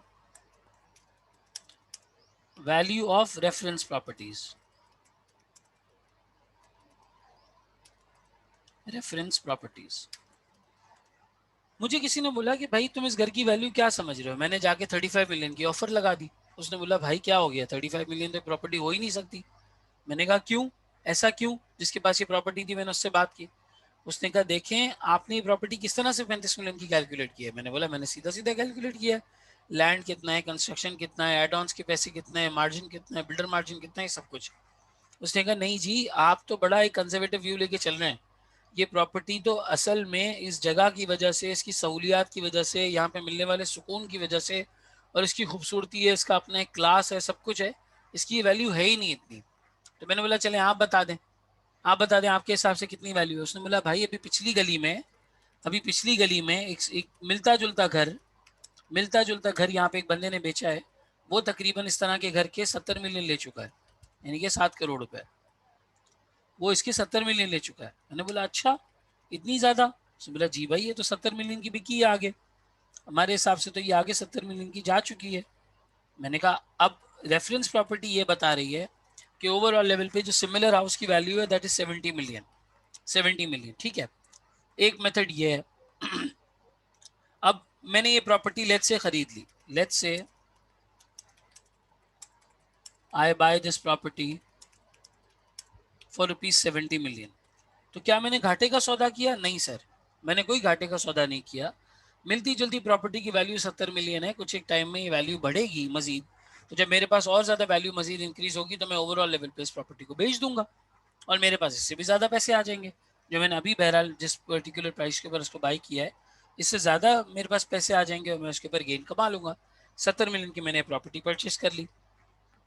किसी ने मुझे बुलाया, बोला यार आपको तो प्रॉपर्टी बड़ी सस्ती मिल गई। मैंने बोला क्यों, 70 मिलियन की भी सस्ती है? बराबर वाले घर ने भी 70 मिलियन की बेची है। उसने बोला बिल्कुल, आपको तो बहुत सस्ती मिल गई। मैंने बोला यार ये कैसे हो सकता है, इस तरह से इतना क्यों आप कह रहे हैं कि मुझे सस्ती मिल गई। उसने बोला हमारे हिसाब से तो इसकी वैल्यू निकलती ही कुछ और है। मैंने बोला क्या। उसने कहा method 3, value based on future rent. मैंने कहा ये कौन सा मेथड है। कह रहे देखो अगर आप ये प्रॉपर्टी आज लेते हो और इसको जिंदगी भर के लिए आप रेंट पे देते हो, हमेशा के लिए आप इसको रेंट पे देते हो, तो क्या होगा। If you let out this property you will receive rent in perpetuity. आपको सारी जिंदगी, परपिचुटी से मतलब सारी जिंदगी इसका रेंट मिलता रहेगा, सारी जिंदगी इसका रेंट आपको मिलता रहेगा। मैंने बोला बिल्कुल सही बात है, कोई ऐसी मसले वाली इसमें बात ही नहीं है, बिल्कुल मुझे इसका रेंट मिलता रहेगा। सामने वाले शख्स ने कहा भाई अगर आप इसका रेंट पूरे साल का, अगर आप इसका रेंट पूरे साल का 3 मिलियन चार्ज करते हो, तकरीबन यूँ समझो 2.5 लाख रुपए महीना, या यूँ समझोगे आप इसका पूरा साल का रेंट जो है वो तकरीबन 10 मिलियन चार्ज करते हो, 1 मिलियन अ मंथ के आसपास। यानी रेंट उसने कितना लगाया, 1 मिलियन अ मंथ इस प्रॉपर्टी का रेंट लगाया। वो कहा यार इतना मिल जाता है, तो 12 महीने के हिसाब से पूरे साल का कितना हुआ, 12 million a year, 12 million a year मुझे इसका रेंट मिल जाता है। अब मुझे पता है कि मेरी जो कॉस्ट है, मेरा जो अमाउंट है, वो तकरीबन 10% के आसपास मुझे रिटर्न चाहिए होता है। ठीक है, मुझे अपनी प्रॉपर्टी के ऊपर लेट्स से 10% रिटर्न रिक्वायर्ड होता है, इज रिक्वायर्ड ऑन इन्वेस्टमेंट। तो मैं क्या करूंगा, मैं प्रेजेंट वैल्यू निकालने के लिए परपिचुटी का फॉर्मूला यूज करूंगा। अगर तुम लोगों को याद हो तुम्हारी अर्लियर स्टडीज में, परपिचुटी का फॉर्मूला तुम लोगों ने एनवीटी के अंदर या क्यूटी के अंदर एनवीटी पढ़ते हुए, डिस्काउंटिंग पढ़ते हुए यूज किया होगा, आर अपॉन आई। ये फॉर्मूला याद है जी भाई, everyone remembers this R upon I. सारे लोग जवाब देंगे भाई, इधर अटेंटिव रहना है, बिल्कुल भी बोरियत वाला फैक्टर नहीं होना चाहिए। यासिर ने जवाब दिया है, Risha, Ariz, Hasan, do we all remember R upon I का एक फॉर्मूला हुआ करता था। आरिज कह रहे सर मुझे तो वो चैप्टर ही याद नहीं है। यार बेसिकली हम करते ये थे, जब हमें प्रेजेंट वैल्यू निकालनी होती थी परपिचुटी की, परपिचुअल कैश फ्लोस की, तो हम आर अपॉन आई का फैक्टर यूज करते थे। यहाँ पे वो बंदा ये कहता है कि भाई तुम्हारे पास जितना फ्यूचर रेंट आ रहा है ना, तुम उसकी प्रेजेंट वैल्यू निकाल लो, present value of future rent. वो हमने निकाला कैसे, आर अपॉन आई से। आर कितना है, R is basically your rental, R is basically your rental. Rental कितना है मेरा, सर मैं 12 मिलियन चार्ज कर रहा हूँ एक साल का रेंटल, 12 मिलियन चार्ज कर रहा हूँ एक साल का रेंटल, और मेरी रिटर्न ऑन इन्वेस्टमेंट कितना है, 10%, 10%। तो इस हिसाब से मेरी प्रेजेंट वैल्यू कितनी हो जाती है सर, 12 मिलियन डिवाइडेड बाय 0.1। इस हिसाब से इस प्रॉपर्टी की वैल्यू बनती है 120 मिलियन। इस हिसाब से इस प्रॉपर्टी की वैल्यू बनती है 120 मिलियन। कि फ्यूचर में मिलने वाले जो पैसे हैं उसकी प्रेजेंट वैल्यू अगर मैं आज निकाल लूँ, मेरा जो रेट ऑफ रिटर्न है वो 10% है, 10% की बेस पे आज मैं वैल्यू निकाल लूँ, तो इस हिसाब से बनती है 120 मिलियन, इस हिसाब से बनती है 70 मिलियन, और इस हिसाब से बनती है जो कि ये 35 मिलियन। वैल्यूएशन की दुनिया में हजारों तरीके देखोगे तुम लोग, अलग अलग तरीके से लोग वैल्यूज निकालते हैं, अलग अलग तरीके से तुम लोग वैल्यूएशंस देखोगे, जो करने का तरीका होता है। मैंने फिलिप मॉरिस पे वैल्यूएशन की, वो एक अलग तरीका था। मैंने आईसीआई पे वैल्यूएशन की इम्पेयरमेंट टेस्टिंग में, वो बिल्कुल एक अलग तरीका था। तो बहरहाल तरीके डिफरेंट होते हैं, लेकिन उनकी जो जड़ें हैं ना, जड़ें वो ये 3 मेथड्स के अंदर छिपी हुई हैं। पहला मेथड क्या है यहाँ पे सर, जो आपने मेथड 1 लिखा वो क्या है, पहला मेथड है बेसिकली एसेट बेस्ड वैल्यूएशन, कि जो एसिड आपने खरीदना है उस एसिड के कंपोनेंट्स की और उस एसिड की खुद की वैल्यू कितनी है। दूसरा मेथड है reference value of similar assets, मिलते जुलते एसेट्स का वो क्या है। और तीसरा मेथड है method 3, cash flow based valuation.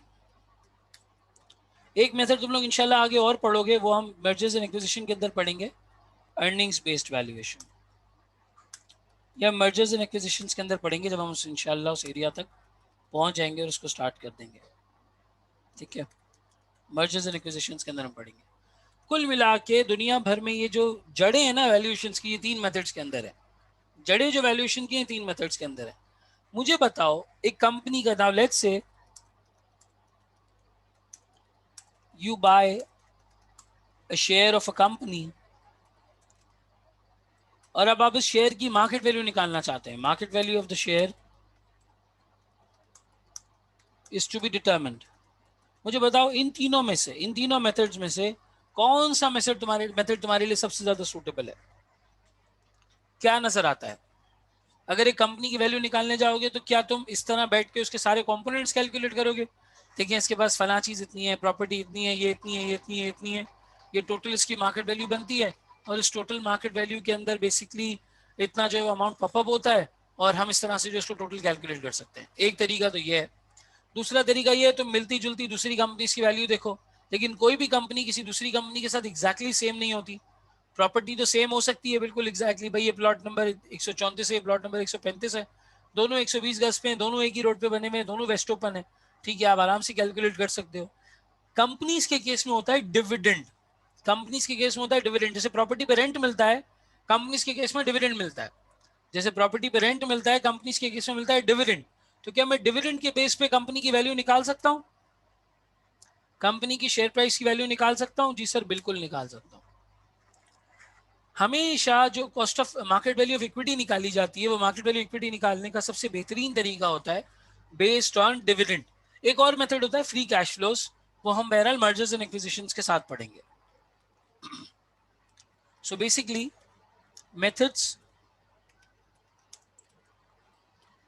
methods to determine the value of equity। अच्छा, अब इक्विटी की वैल्यूएशन को ना हमारे खास तौर पे बीएफडी की टीचिंग में बड़ा मुश्किल बताया जाता है कि नहीं ये तो बहुत ही कोई टेक्निकल चीज़ है और ऐसा है और वैसा है, बिल्कुल बंदा परेशान हो जाता है, टेंशन में आ जाता है, ये हो जाता है, वो हो जाता है।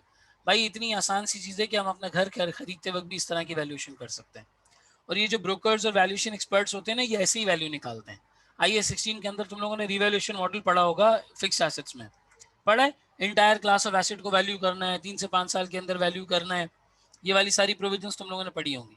तो वहां पे हमने एक चीज अंडरस्टैंड की थी कि हमें एक्सटर्नल वैल्यूअर की जरूरत होती है जो आके वैल्यू निकालता है। ऑडिटिंग में भी तुम लोगों ने पढ़ा होगा external auditors expert. Auditors expert में एग्जाम्पल आती है कि जो फिक्स एसेट्स की आके वैल्यू निकाले। आपको उसका मेथड समझना है, इनपुट समझना है, तो वो क्या करता है बेसिकली, वो इन्हीं 2-3 मेथड्स के थ्रू वैल्यू निकालता है कि यार एसेट बेस्ड वैल्यूएशन प्रॉपर्टी कितनी है, मिलती जुलती प्रॉपर्टीज की वैल्यू कितनी है, और अगर इस प्रॉपर्टी को आज मैं जिंदगी भर के लिए रेंट पे डाल दूं तो जो रेंट मिलने वाला है उसकी बेस पे उसकी प्रेजेंट वैल्यू कितनी है। वो इस तरह से इसकी वैल्यू कैलकुलेट करते हैं। जो हायर ऑफ द 3 होती है या हायर ऑफ द 4 होती है उसको बेसिकली आपको ला के दे देते हैं। तो प्राइमरीली इक्विटी की वैल्यू डिटर्मिन करने के 2 मेथड्स हैं। एक है डिविडेंड वैल्यूएशन मॉडल, ठीक है, ये डिविडेंड मॉडल कह लो, dividend model, dividend valuation model. और दूसरा होता है फ्री कैश फ्लोज मॉडल। अच्छा, बीएफडी में ना फॉर्मूले को मॉडल कहा जाता है। अलग अलग किस्म के फॉर्मूला होते हैं किसी चीज को कैलकुलेट करने के लिए, तो हम उसको मॉडल कहते हैं बेसिकली। फ्री कैश फ्लोज का मॉडल इंशाल्लाह तुम लोग मेरे साथ पढ़ोगे मर्जर्स एंड एक्विजिशंस में। ये इंशाल्लाह तुम लोग पढ़ोगे मेरे साथ मर्जर्स एंड एक्विजिशंस में। डिविडेंड वैल्यूएशन मॉडल की अगर मैं बात करूं तो डिविडेंड वैल्यूएशन मॉडल अभी हम पढ़ने लगे हैं, ठीक है। यानी कि market value of equity based on it's dividend. अगर ये कभी कोई चीज समझ में ना आए कि यार डिविडेंड की बेस पे इक्विटी की मार्केट वैल्यू कैसे निकल सकती है, how can we calculate that, तो मेरी इस एग्जांपल को याद कर लेना। मेरी इस एग्जांपल को याद कर लेना। किस एग्जांपल को? मेरी इस एग्जांपल को याद कर लेना कि ओवरऑल लेवल पे जो रेंट है, घर का रेंट है, घर के रेंट की जिस तरह से तुम वैल्यू कैलकुलेट करते हो, इसी तरीके से तुम कंपनी में शेयर्स के डिविडेंड की वैल्यू कैलकुलेट करते हो। और डिविडेंड की बेस पे हम कंपनी की इक्विटी की वैल्यू कैलकुलेट करते हैं कि इसका शेयर प्राइस होनी कितनी चाहिए, ठीक है ना। हालांकि और भी बेहतर मेथड्स हैं। फ्री कैश फ्लोज दुनिया में सबसे ज्यादा एक्सेप्टेड मेथड है। डिविडेंड वैल्यूएशन मेथड इतना यूज नहीं होता, लेकिन फ्री कैश फ्लोज का जो मेथड है, जो मॉडल है, वो इंशाल्लाह ताला दोनों मेरे साथ मर्जर्स एंड एक्विजिशंस में पढ़ोगे। ये पूरी एक साइंस है, पूरा एक फॉर्मूला है और पूरा एक तरीका कार है जिसमें free cash flows to equity, free cash flows to the company, debt holder, equity holder, ये सब अलग अलग कैलकुलेट होता है और फिर हम बहरहाल इसके थ्रू कंपनी की वैल्यू निकालते हैं। तो मर्जर एक्विजिशन में जब हम किसी कंपनी को एक्वायर करने की बात कर रहे होंगे, वहां मैं तुम्हें उस कंपनी की वैल्यू निकालना सिखाऊंगा कि वैल्यू निकलती कैसे है। वो वैल्यू निकालने के लिए हम फ्री कैश फ्लोज का मॉडल यूज करेंगे।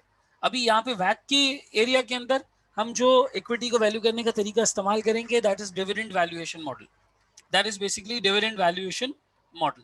तो आइए जरा देखते हैं डिविडेंड वैल्यूएशन मॉडल क्या है। डिविडेंड वैल्यूएशन मॉडल, सर जैसे रेंट वाले एरिया में जैसे रेंट वाले एरिया में आपने जिंदगी भर की प्रेजेंट वैल्यू निकाल ली, डिविडेंड वैल्यूएशन मॉडल ये कहता है, DVM states that the market value of a share is the present value, total present value of its lifetime dividends. Sir तो क्या जो कंपनी नॉन गोइंग कंसर्न है वहाँ ये मॉडल अप्लाई नहीं होगा? कभी भी अप्लाई नहीं होगा, हो ही नहीं सकता ये वहाँ अप्लाई हो, क्योंकि जो नॉन गोइंग कंसर्न है वो कभी इन द फोर्सिएबल फ्यूचर आगे जाके बंद हो जाएगी, साल में, 1.5 साल में, 2 साल में, 2.5 साल में इस कंपनी ने बंद हो जाना है, ठीक है ना, जिसके अंदर नॉन गोइंग कंसर्न के आसार नजर आ रहे हैं। वहाँ पे आप कभी भी वैल्यूएशन इसकी बेस पे नहीं करते, वहाँ वैल्यूएशन करते हैं रिप्लेसमेंट बेसिस पे, कि अगर आज मैं अपने एसेट बेचता हूँ, डिस्पोजल करता हूँ, तो मेरे पास क्या वैल्यू आएगी, अगर आज मैं लाइबिलिटीज को सेटल करता हूँ तो मुझे कितने पैसे देने पड़ेंगे, जो नेट होता है वो आप नेट एसेट्स में रिप्रेजेंट करवा देते हो, ठीक है। डिविडेंड वैल्यूएशन मॉडल वहां अप्लाई होता है जहां कंपनीज इंटायरली गोइंग कंसर्न्स हैं, जो लाइफ टाइम फोर्सिएबल फ्यूचर तक चलने के लिए नजर आ रही हैं। आज आप और मैं ये नहीं बता सकते कि सर्ल कब बंद होगी, आप और मैं ये नहीं बता सकते यूनिटी फूड्स कब बंद होगी, आप और मैं ये नहीं बता सकते हनी ग्लास कब बंद होगी, आप और मैं ये नहीं बता सकते एंग्रो, PNG, नेस्ले, यूनिलीवर, इसके अलावा फ्राइजलैंड, कैंपेना, एंग्रो फूड्स, ये जो बड़ी बड़ी कंपनीज हैं ये सारी कंपनीज आप और मैं नहीं बता सकते कि कब बंद होंगी। तो अगर इनमें से कोई लिस्टेड कंपनी है, जैसे Unilever Pakistan foods limited listed company है, इसी तरीके से आप अगर आगे आ जाएं तो पावर प्रोड्यूसर्स में कुछ कंपनीज हमारे पास लिस्टेड हैं, सीमेंट सेक्टर में कुछ कंपनीज लिस्टेड हैं, केमिकल में लिस्टेड हैं, फर्टिलाइजर में लिस्टेड हैं, FMCGs में बहुत सारी कंपनीज लिस्टेड हैं। जो लिस्टेड कंपनीज हैं इनकी वैल्यू निकालने के लिए आप ये मेथड यूज कर सकते हैं, क्योंकि हमें ये नहीं पता कि कितना फोर्सिबल फ्यूचर तक चलेंगी, तो हम इन्हें गोइंग कंसर्न अज्यूम करते हुए इस वैल्यूएशन मॉडल को यूज करते हैं। ये क्या कहता है, ये कहता है भाई प्रेजेंट वैल्यू निकाल लो तमाम डिविडेंड्स की, प्रेजेंट वैल्यू निकाल लो तमाम डिविडेंड्स की। For example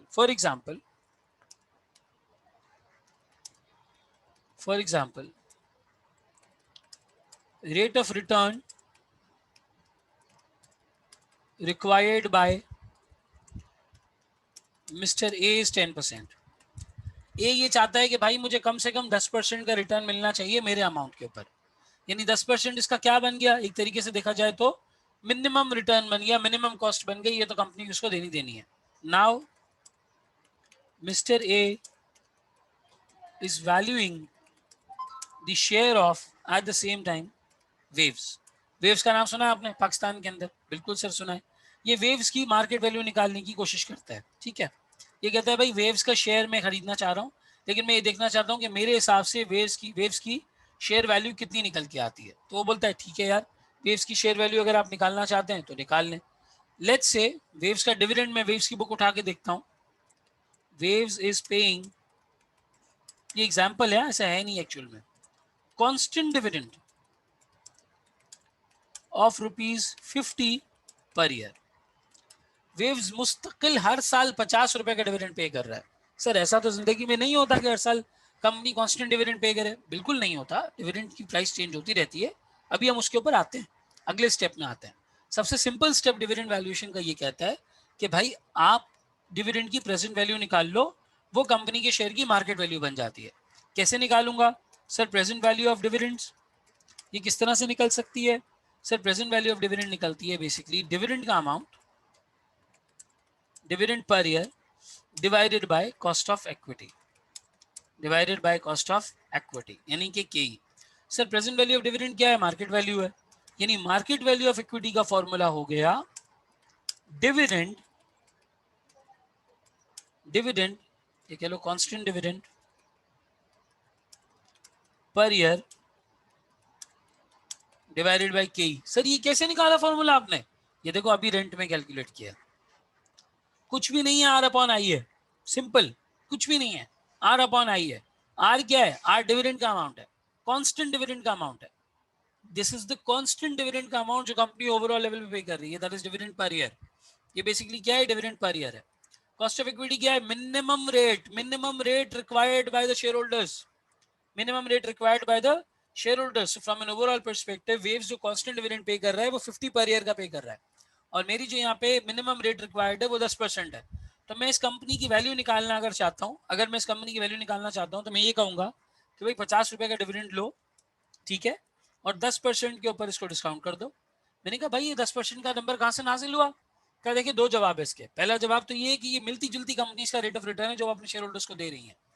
waves basically electronic items में डील करता है, मिलती जुलती इलेक्ट्रॉनिक कंपनीज अपने शेयर होल्डर्स को 10% का रिटर्न दे रही है, तो वेव्स को भी 10% का रिटर्न देना चाहिए।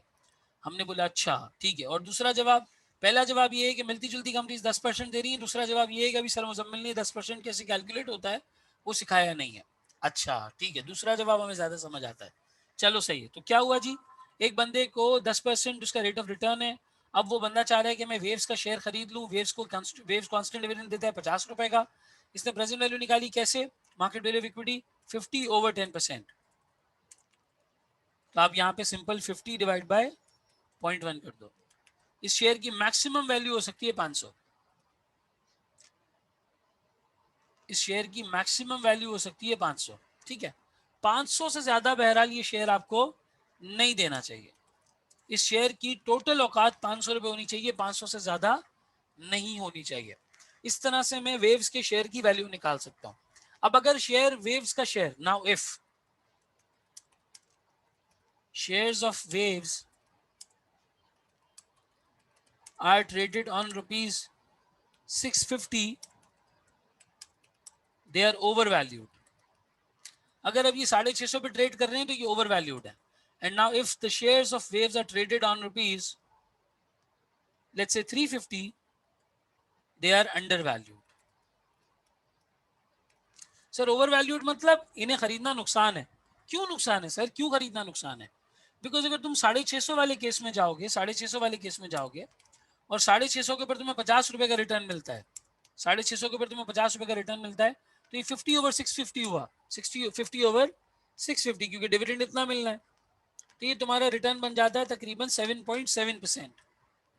7.7% ये हो गया less than the required return, less than the minimum return required, that is 10%। 10% से कम है। जबकि अगर मैं 350 की पोजीशन पे इसको बाय करता हूं तो वहां पे 50 रुपए मेरे लिए क्या बन जाएगा, 50/350, यानी ये बन जाएगा 14.23%।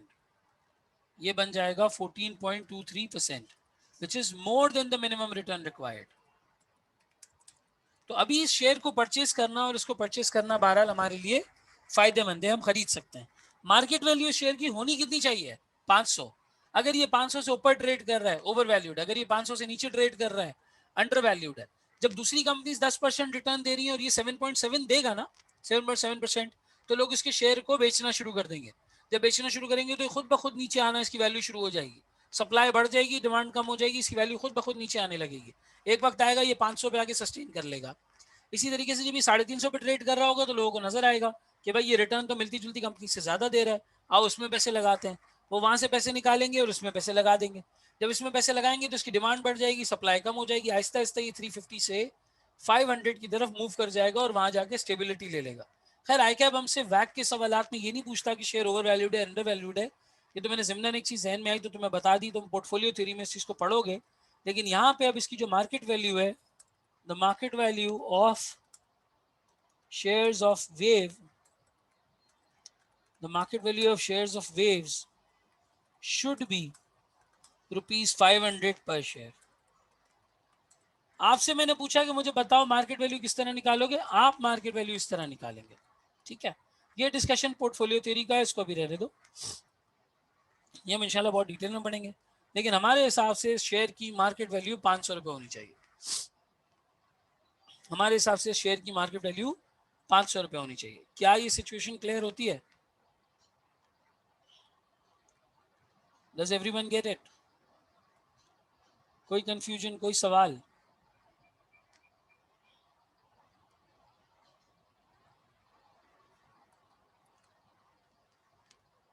क्लियर? चलिए ठीक हो गया जी। तो इस तरह से हम बेसिकली डिविडेंड वैल्यूएशन मॉडल से ओवरऑल लेवल पे कंपनी की वैल्यू कैलकुलेट करते हैं। ओवरऑल लेवल पे कंपनी की वैल्यू कैलकुलेट करते हैं। ठीक है जी। अब किस तरह से देखा जाए तो अब फॉर एग्जांपल अगर कंपनी की बात करूं, लेट्स से वो कंपनी सेल्स करती है 1000 रुपीज़ की। ठीक है, वो कंपनी सेल करती है तकरीबन 1000 रुपीज़ की। इसकी COGS, cost of good sold होता है तकरीबन 200। नेट जीपी बचता है उस कंपनी के पास 800 रुपए का। नेट जो जीपी बचता है दैट इज 800 रुपए। ठीक है, 800 में से अब वो अपने एक्सपेंसेस माइनस करती है। एक्सपेंसेस लेट्स से माइनस होते हैं, सॉरी 800 का जीपी का कॉस्ट कॉक्स कर दो, 200 का जीपी कर दो, एक्सपेंसेस 100 रुपए के माइनस हो जाते हैं। ठीक है, एक्सपेंसेस 100 रुपए के माइनस हो रहे हैं। एक्सपेंसेस माइनस होने के बाद आपके पास ऑपरेटिंग इनकम आ जाती है। ये ऑपरेटिंग इनकम आ गई आपकी। ठीक है, ऑपरेटिंग प्रॉफिट। इसमें से अब आप बेसिकली इंटरेस्ट लेस करते हो। मान लो इंटरेस्ट नहीं है, तब आप टैक्स निकालते हो 30% का। यहाँ से आपने 30% का टैक्स निकाल लिया, 30% का टैक्स निकाल लिया। मेरे पास प्रॉफिट आफ्टर टैक्स बच जाता है कितने का जी? 70 रुपए का। मेरे पास प्रॉफिट आफ्टर टैक्स बच जाता है 70 रुपए का। 70 रुपए का प्रॉफिट आफ्टर टैक्स बच गया। Now this ₹70 is available for dividend distribution। ये ₹70 डिविडेंड डिस्ट्रीब्यूशन के लिए अवेलेबल है। Assuming the cost of equity of this company is 10%। दो assumption लेते हैं हम यहाँ पे।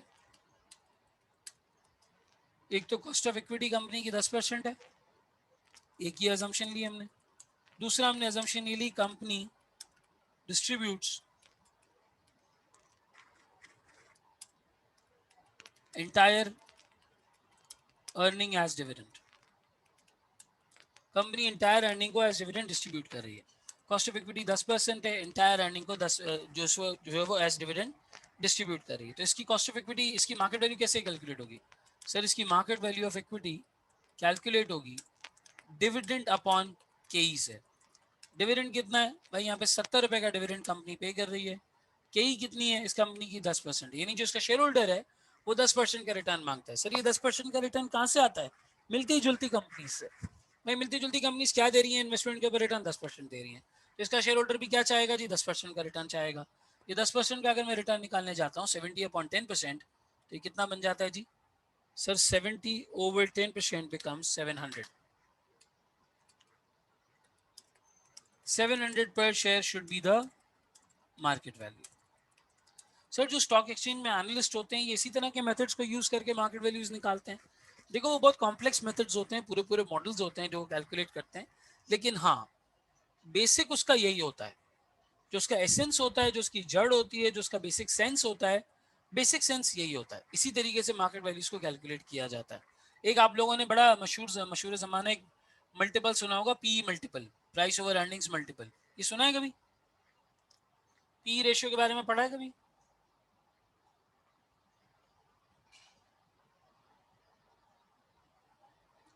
नहीं पढ़ा है तो कोई बात नहीं, मैं पढ़ाऊंगा तुम लोगों को इंशाल्लाह। मर्जर एक्विजिशंस में भी पढ़ाऊंगा, उससे पहले भी पढ़ाऊंगा।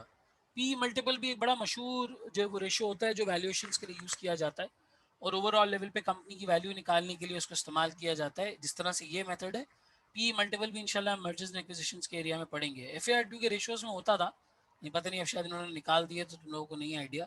जब हम लोग एफ पढ़ते थे या एफ का उस वक्त पेपर देते थे तो उसमें इंक्लूडेड था बहरहाल पी मल्टीपल का रेशियो। खैर, तो ये 700 पर share should be the market value. ठीक है, ये मार्केट वैल्यू निकल आई। बिल्कुल सर निकल आई। अगर कोई कॉपी कर रहा है तो हैंड रेस करे, वरना हम अगली सिचुएशन पे आते हैं।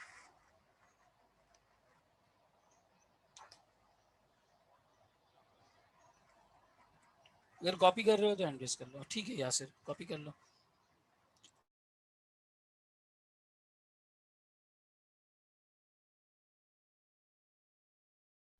अभी ये वैट के 6 कंपोनेंट्स में से हमने एक की वैल्यू निकालना सीखी है। इसी तरीके से अगर मेरे पास प्रेफरेंस शेयर्स की कॉस्ट हो और मेरे पास प्रेफरेंस डिविडेंड का अमाउंट आ जाए, तो मैं preference dividend divided by cost of preference shares करूंगा, मेरे पास प्रेफरेंस शेयर्स की मार्केट वैल्यू आ जाएगी। इसी तरह से अमल पे likewise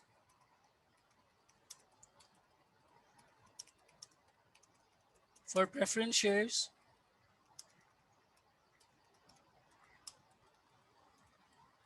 this would become market value of preference shares, preference dividend divided by KP market value और किसी चीज को नहीं कहते, फ्यूचर में मिलने वाली अर्निंग की आज जो प्रेजेंट वैल्यू है this is your market value. Future में मिलने वाली जो अर्निंग्स हैं इसकी प्रेजेंट वैल्यू बेसिकली आज की मार्केट वैल्यू है। बस प्रेजेंट वैल्यू आप डिस्काउंट किस रेट पे करते हो, जो रेट आपको मिनिमम अपनी इन्वेस्टमेंट के ऊपर चाहिए, जो रेट आपको मिनिमम अपनी इन्वेस्टमेंट के ऊपर चाहिए, जो रेट आप मिनिमम अपनी इन्वेस्टमेंट के ऊपर चाहते हैं उसके ऊपर जब आप डिस्काउंट करेंगे तो बेसिकली आपको ओवरऑल लेवल पे ये मार्केट वैल्यू मिल जाएगी। Dividend upon preference dividend upon KP.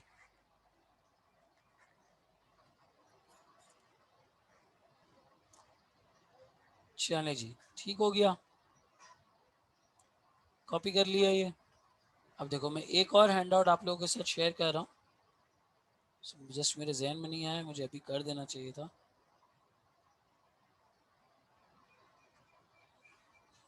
Just give me a minute.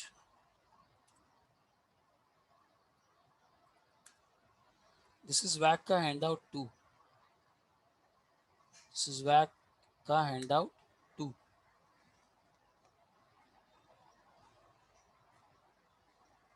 2 minute में बस आप लोगों के पास ये हैंडआउट पहुंच जाएगा। मीनवाइल मैं इसके क्वेश्चन का स्नैपशॉट यहाँ पे ले लेता हूँ।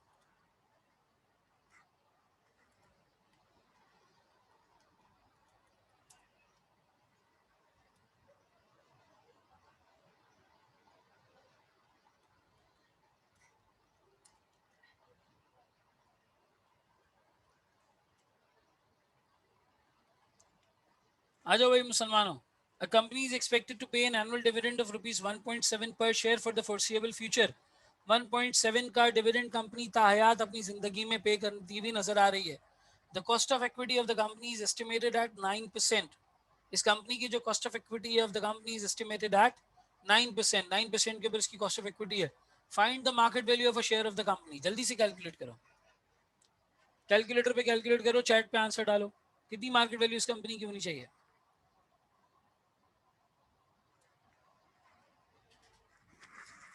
जी भाई, कितनी मार्केट वैल्यू होनी चाहिए इस कंपनी की।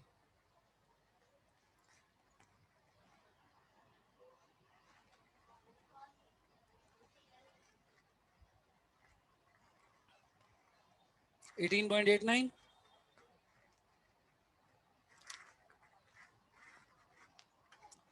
बाकी लोग भी रिस्पॉन्ड करें भाई।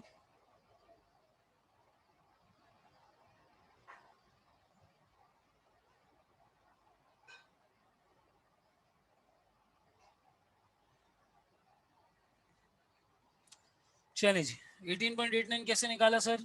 आपने सिंपल ही काम किया, 1.70 डिवाइडेड बाय 9%, 18.89 आ गया। ठीक है,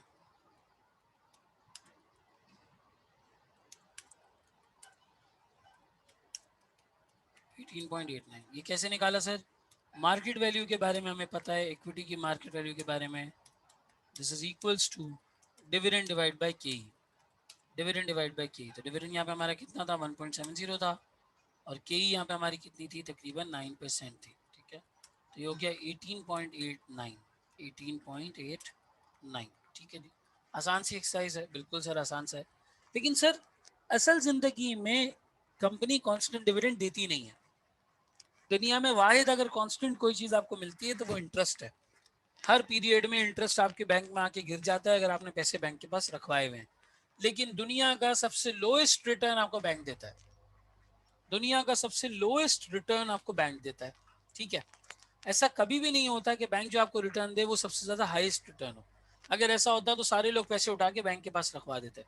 बैंक ये आगे पर्टिकुलरली बिजनेसेस में इन्वेस्ट करता है, जो रिस्क आप नहीं ले पाते वो बैंक लेता है। आगे पर्टिकुलर बिजनेसेस में इन्वेस्ट करता है, इंश्योरेंस में, फाइनेंशियल इंस्टीट्यूशंस में, आगे लोन्स देने में, क्योंकि जब आगे लोन दिया जाता है तो बैंक पर्टिकुलरली रिस्क ही उठा रहा है ना, आगे जिसको लोन दिया जा रहा है। आगे लोन दिया जाता है, आगे बिजनेसेस में इन्वेस्ट किया जाता है, इंश्योरेंस वगैरह में, फाइनेंशियल स्पेक्ट्रम में इसको घुमाया जाता है पैसे को, और आगे जाके फिर आपको उसके ऊपर इंटरेस्ट मिल जाता है। बैंक सबसे लोएस्ट इंटरेस्ट पे करता है, सबसे हाईएस्ट रिटर्न आपको बिजनेस पे करता है अगर आप डायरेक्टली कोई बिजनेस कर रहे हैं। अगर आप डायरेक्टली नहीं कर रहे, किसी कंपनी का शेयर होल्डर बन के कर रहे हैं, तो वो कंपनी बिजनेस कर रही है। अगर कंपनी हर साल सारा का सारा अर्निंग किया हुआ पैसा, सारा का सारा अर्न किया हुआ पैसा आपको डिविडेंड के तौर पे दे देगी, अगर वो आपको डिविडेंड के तौर पे दे देगी, तो वो कंपनी क्या कभी ग्रो कर सकती है? ग्रो से मतलब एक्सपैंड कर सकती है, बड़ी हो सकती है, क्या ओपिनियन है इस बारे में? जिसका डिविडेंड हर साल सेम हो, क्या उसका डिविडेंड किसी साल बढ़ सकता है? जितना कमाया सब वापस दे दिया, अब दोबारा उतनी सेल की, दोबारा उतनी परचेजेस की, इन्फ्लेशन हटा दो 2 मिनट के लिए, सब कुछ किया, तो कंपनी ग्रो तो नहीं कर पाएगी। अमेजोन के बारे में हमने ये स्टडी किया हुआ है, तुम लोग भी पढ़ना, वक्त निकाल के, कभी दिल टूटा हो कुछ और करने का ना हो, तकलीफ में हो, खुदकुशी का दिल करे, तो एक काम करना, अमेजोन की स्टडी निकाल के पढ़ना। अमेजोन ने शुरू के 15 साल तक, 2001 की मेरा ख्याल है कंपनी, 2001-2002 की, क्योंकि किताबें ऑडियो बुक्स जो है वो सेल किया करती थी इंटरनेट के ऊपर, 15 साल तक इस कंपनी ने कोई डिविडेंड नहीं पे किया। 15 साल तक जो भी अमाउंट ये अर्न करते थे ये री इन्वेस्ट करते थे कंपनी के अंदर, जो भी अमाउंट अर्न करते थे ये री इन्वेस्ट करते थे, जो भी अर्न करते थे ये री इन्वेस्ट करते थे, सारा पैसा री इन्वेस्ट होता जाता था, होता जाता था, होता जाता था, और ये कंपनी ग्रो करती चली जाती थी। आज दुनिया में सबसे बड़ा डिविडेंड देने की जिसके पास ताकत है वो इसी कंपनी के पास है, क्योंकि जितना अर्न करते थे इसको एक्सपेंशन में, दूसरे बिजनेसेस में, टेक्नोलॉजी में, इन्वेस्टमेंट्स में लगा देते थे, और ओवरऑल लेवल पे पैसा ग्रो करता था। तो अब सर सवाल ये पैदा होता है कि dividend in actual circumstances, in actual dividend is not constant. Company retains a portion of earning for growth and expansion. वो ग्रोथ एंड एक्सपेंशन के लिए पैसे को होल्ड करके रखती है, नए बिजनेसेस की तरफ जाती है, अपने आप को एक्सपेंड करती है। डिविडेंड फ्लक्चुएट होता रहता है, डिविडेंड ग्रो होता रहता है, डिविडेंड वक्त के साथ बढ़ता रहता है, चेंज होता रहता है। तो सर अब ऐसी कंपनी की वैल्यू किस तरह से निकाली जाएगी, इस कंपनी की वैल्यूएशन किस तरीके से होगी, ये हमारा अगला मेथड है। यानी now we want to study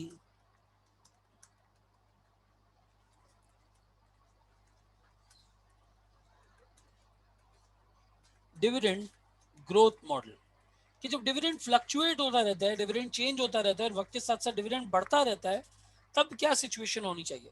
Pakistan में तो अगर डिविडेंड का कल्चर थोड़ा सा कम है, कैपिटल एप्रिसिएशन का ज़्यादा है, यहाँ हमारे पास शेयर प्राइस बढ़ जाती है, डिविडेंड बेशक कंपनी ना दे। ठीक है, आज से कुछ 1 साल पहले, 3 साल पहले लकी का शेयर 400-4.25 पे चल रहा था, आज लकी का शेयर 800-850 रुपये के ऊपर चल रहा है, या 900-950 के ऊपर, 900-950 के करीब तकरीबन लकी का जो है वो शेयर चल रहा है।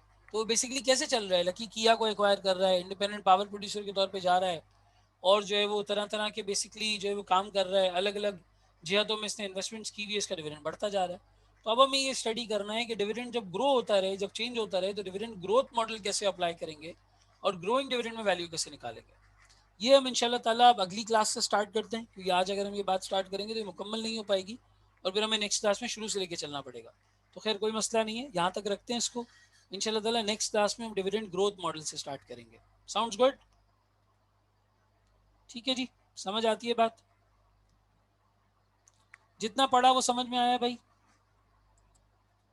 कोई फीडबैक हो, कोई चीज़ ऐसी हो जो आप लोगों को लगे कि इम्प्रूव होनी चाहिए और बेहतर होनी चाहिए, तो मुझे बताओ।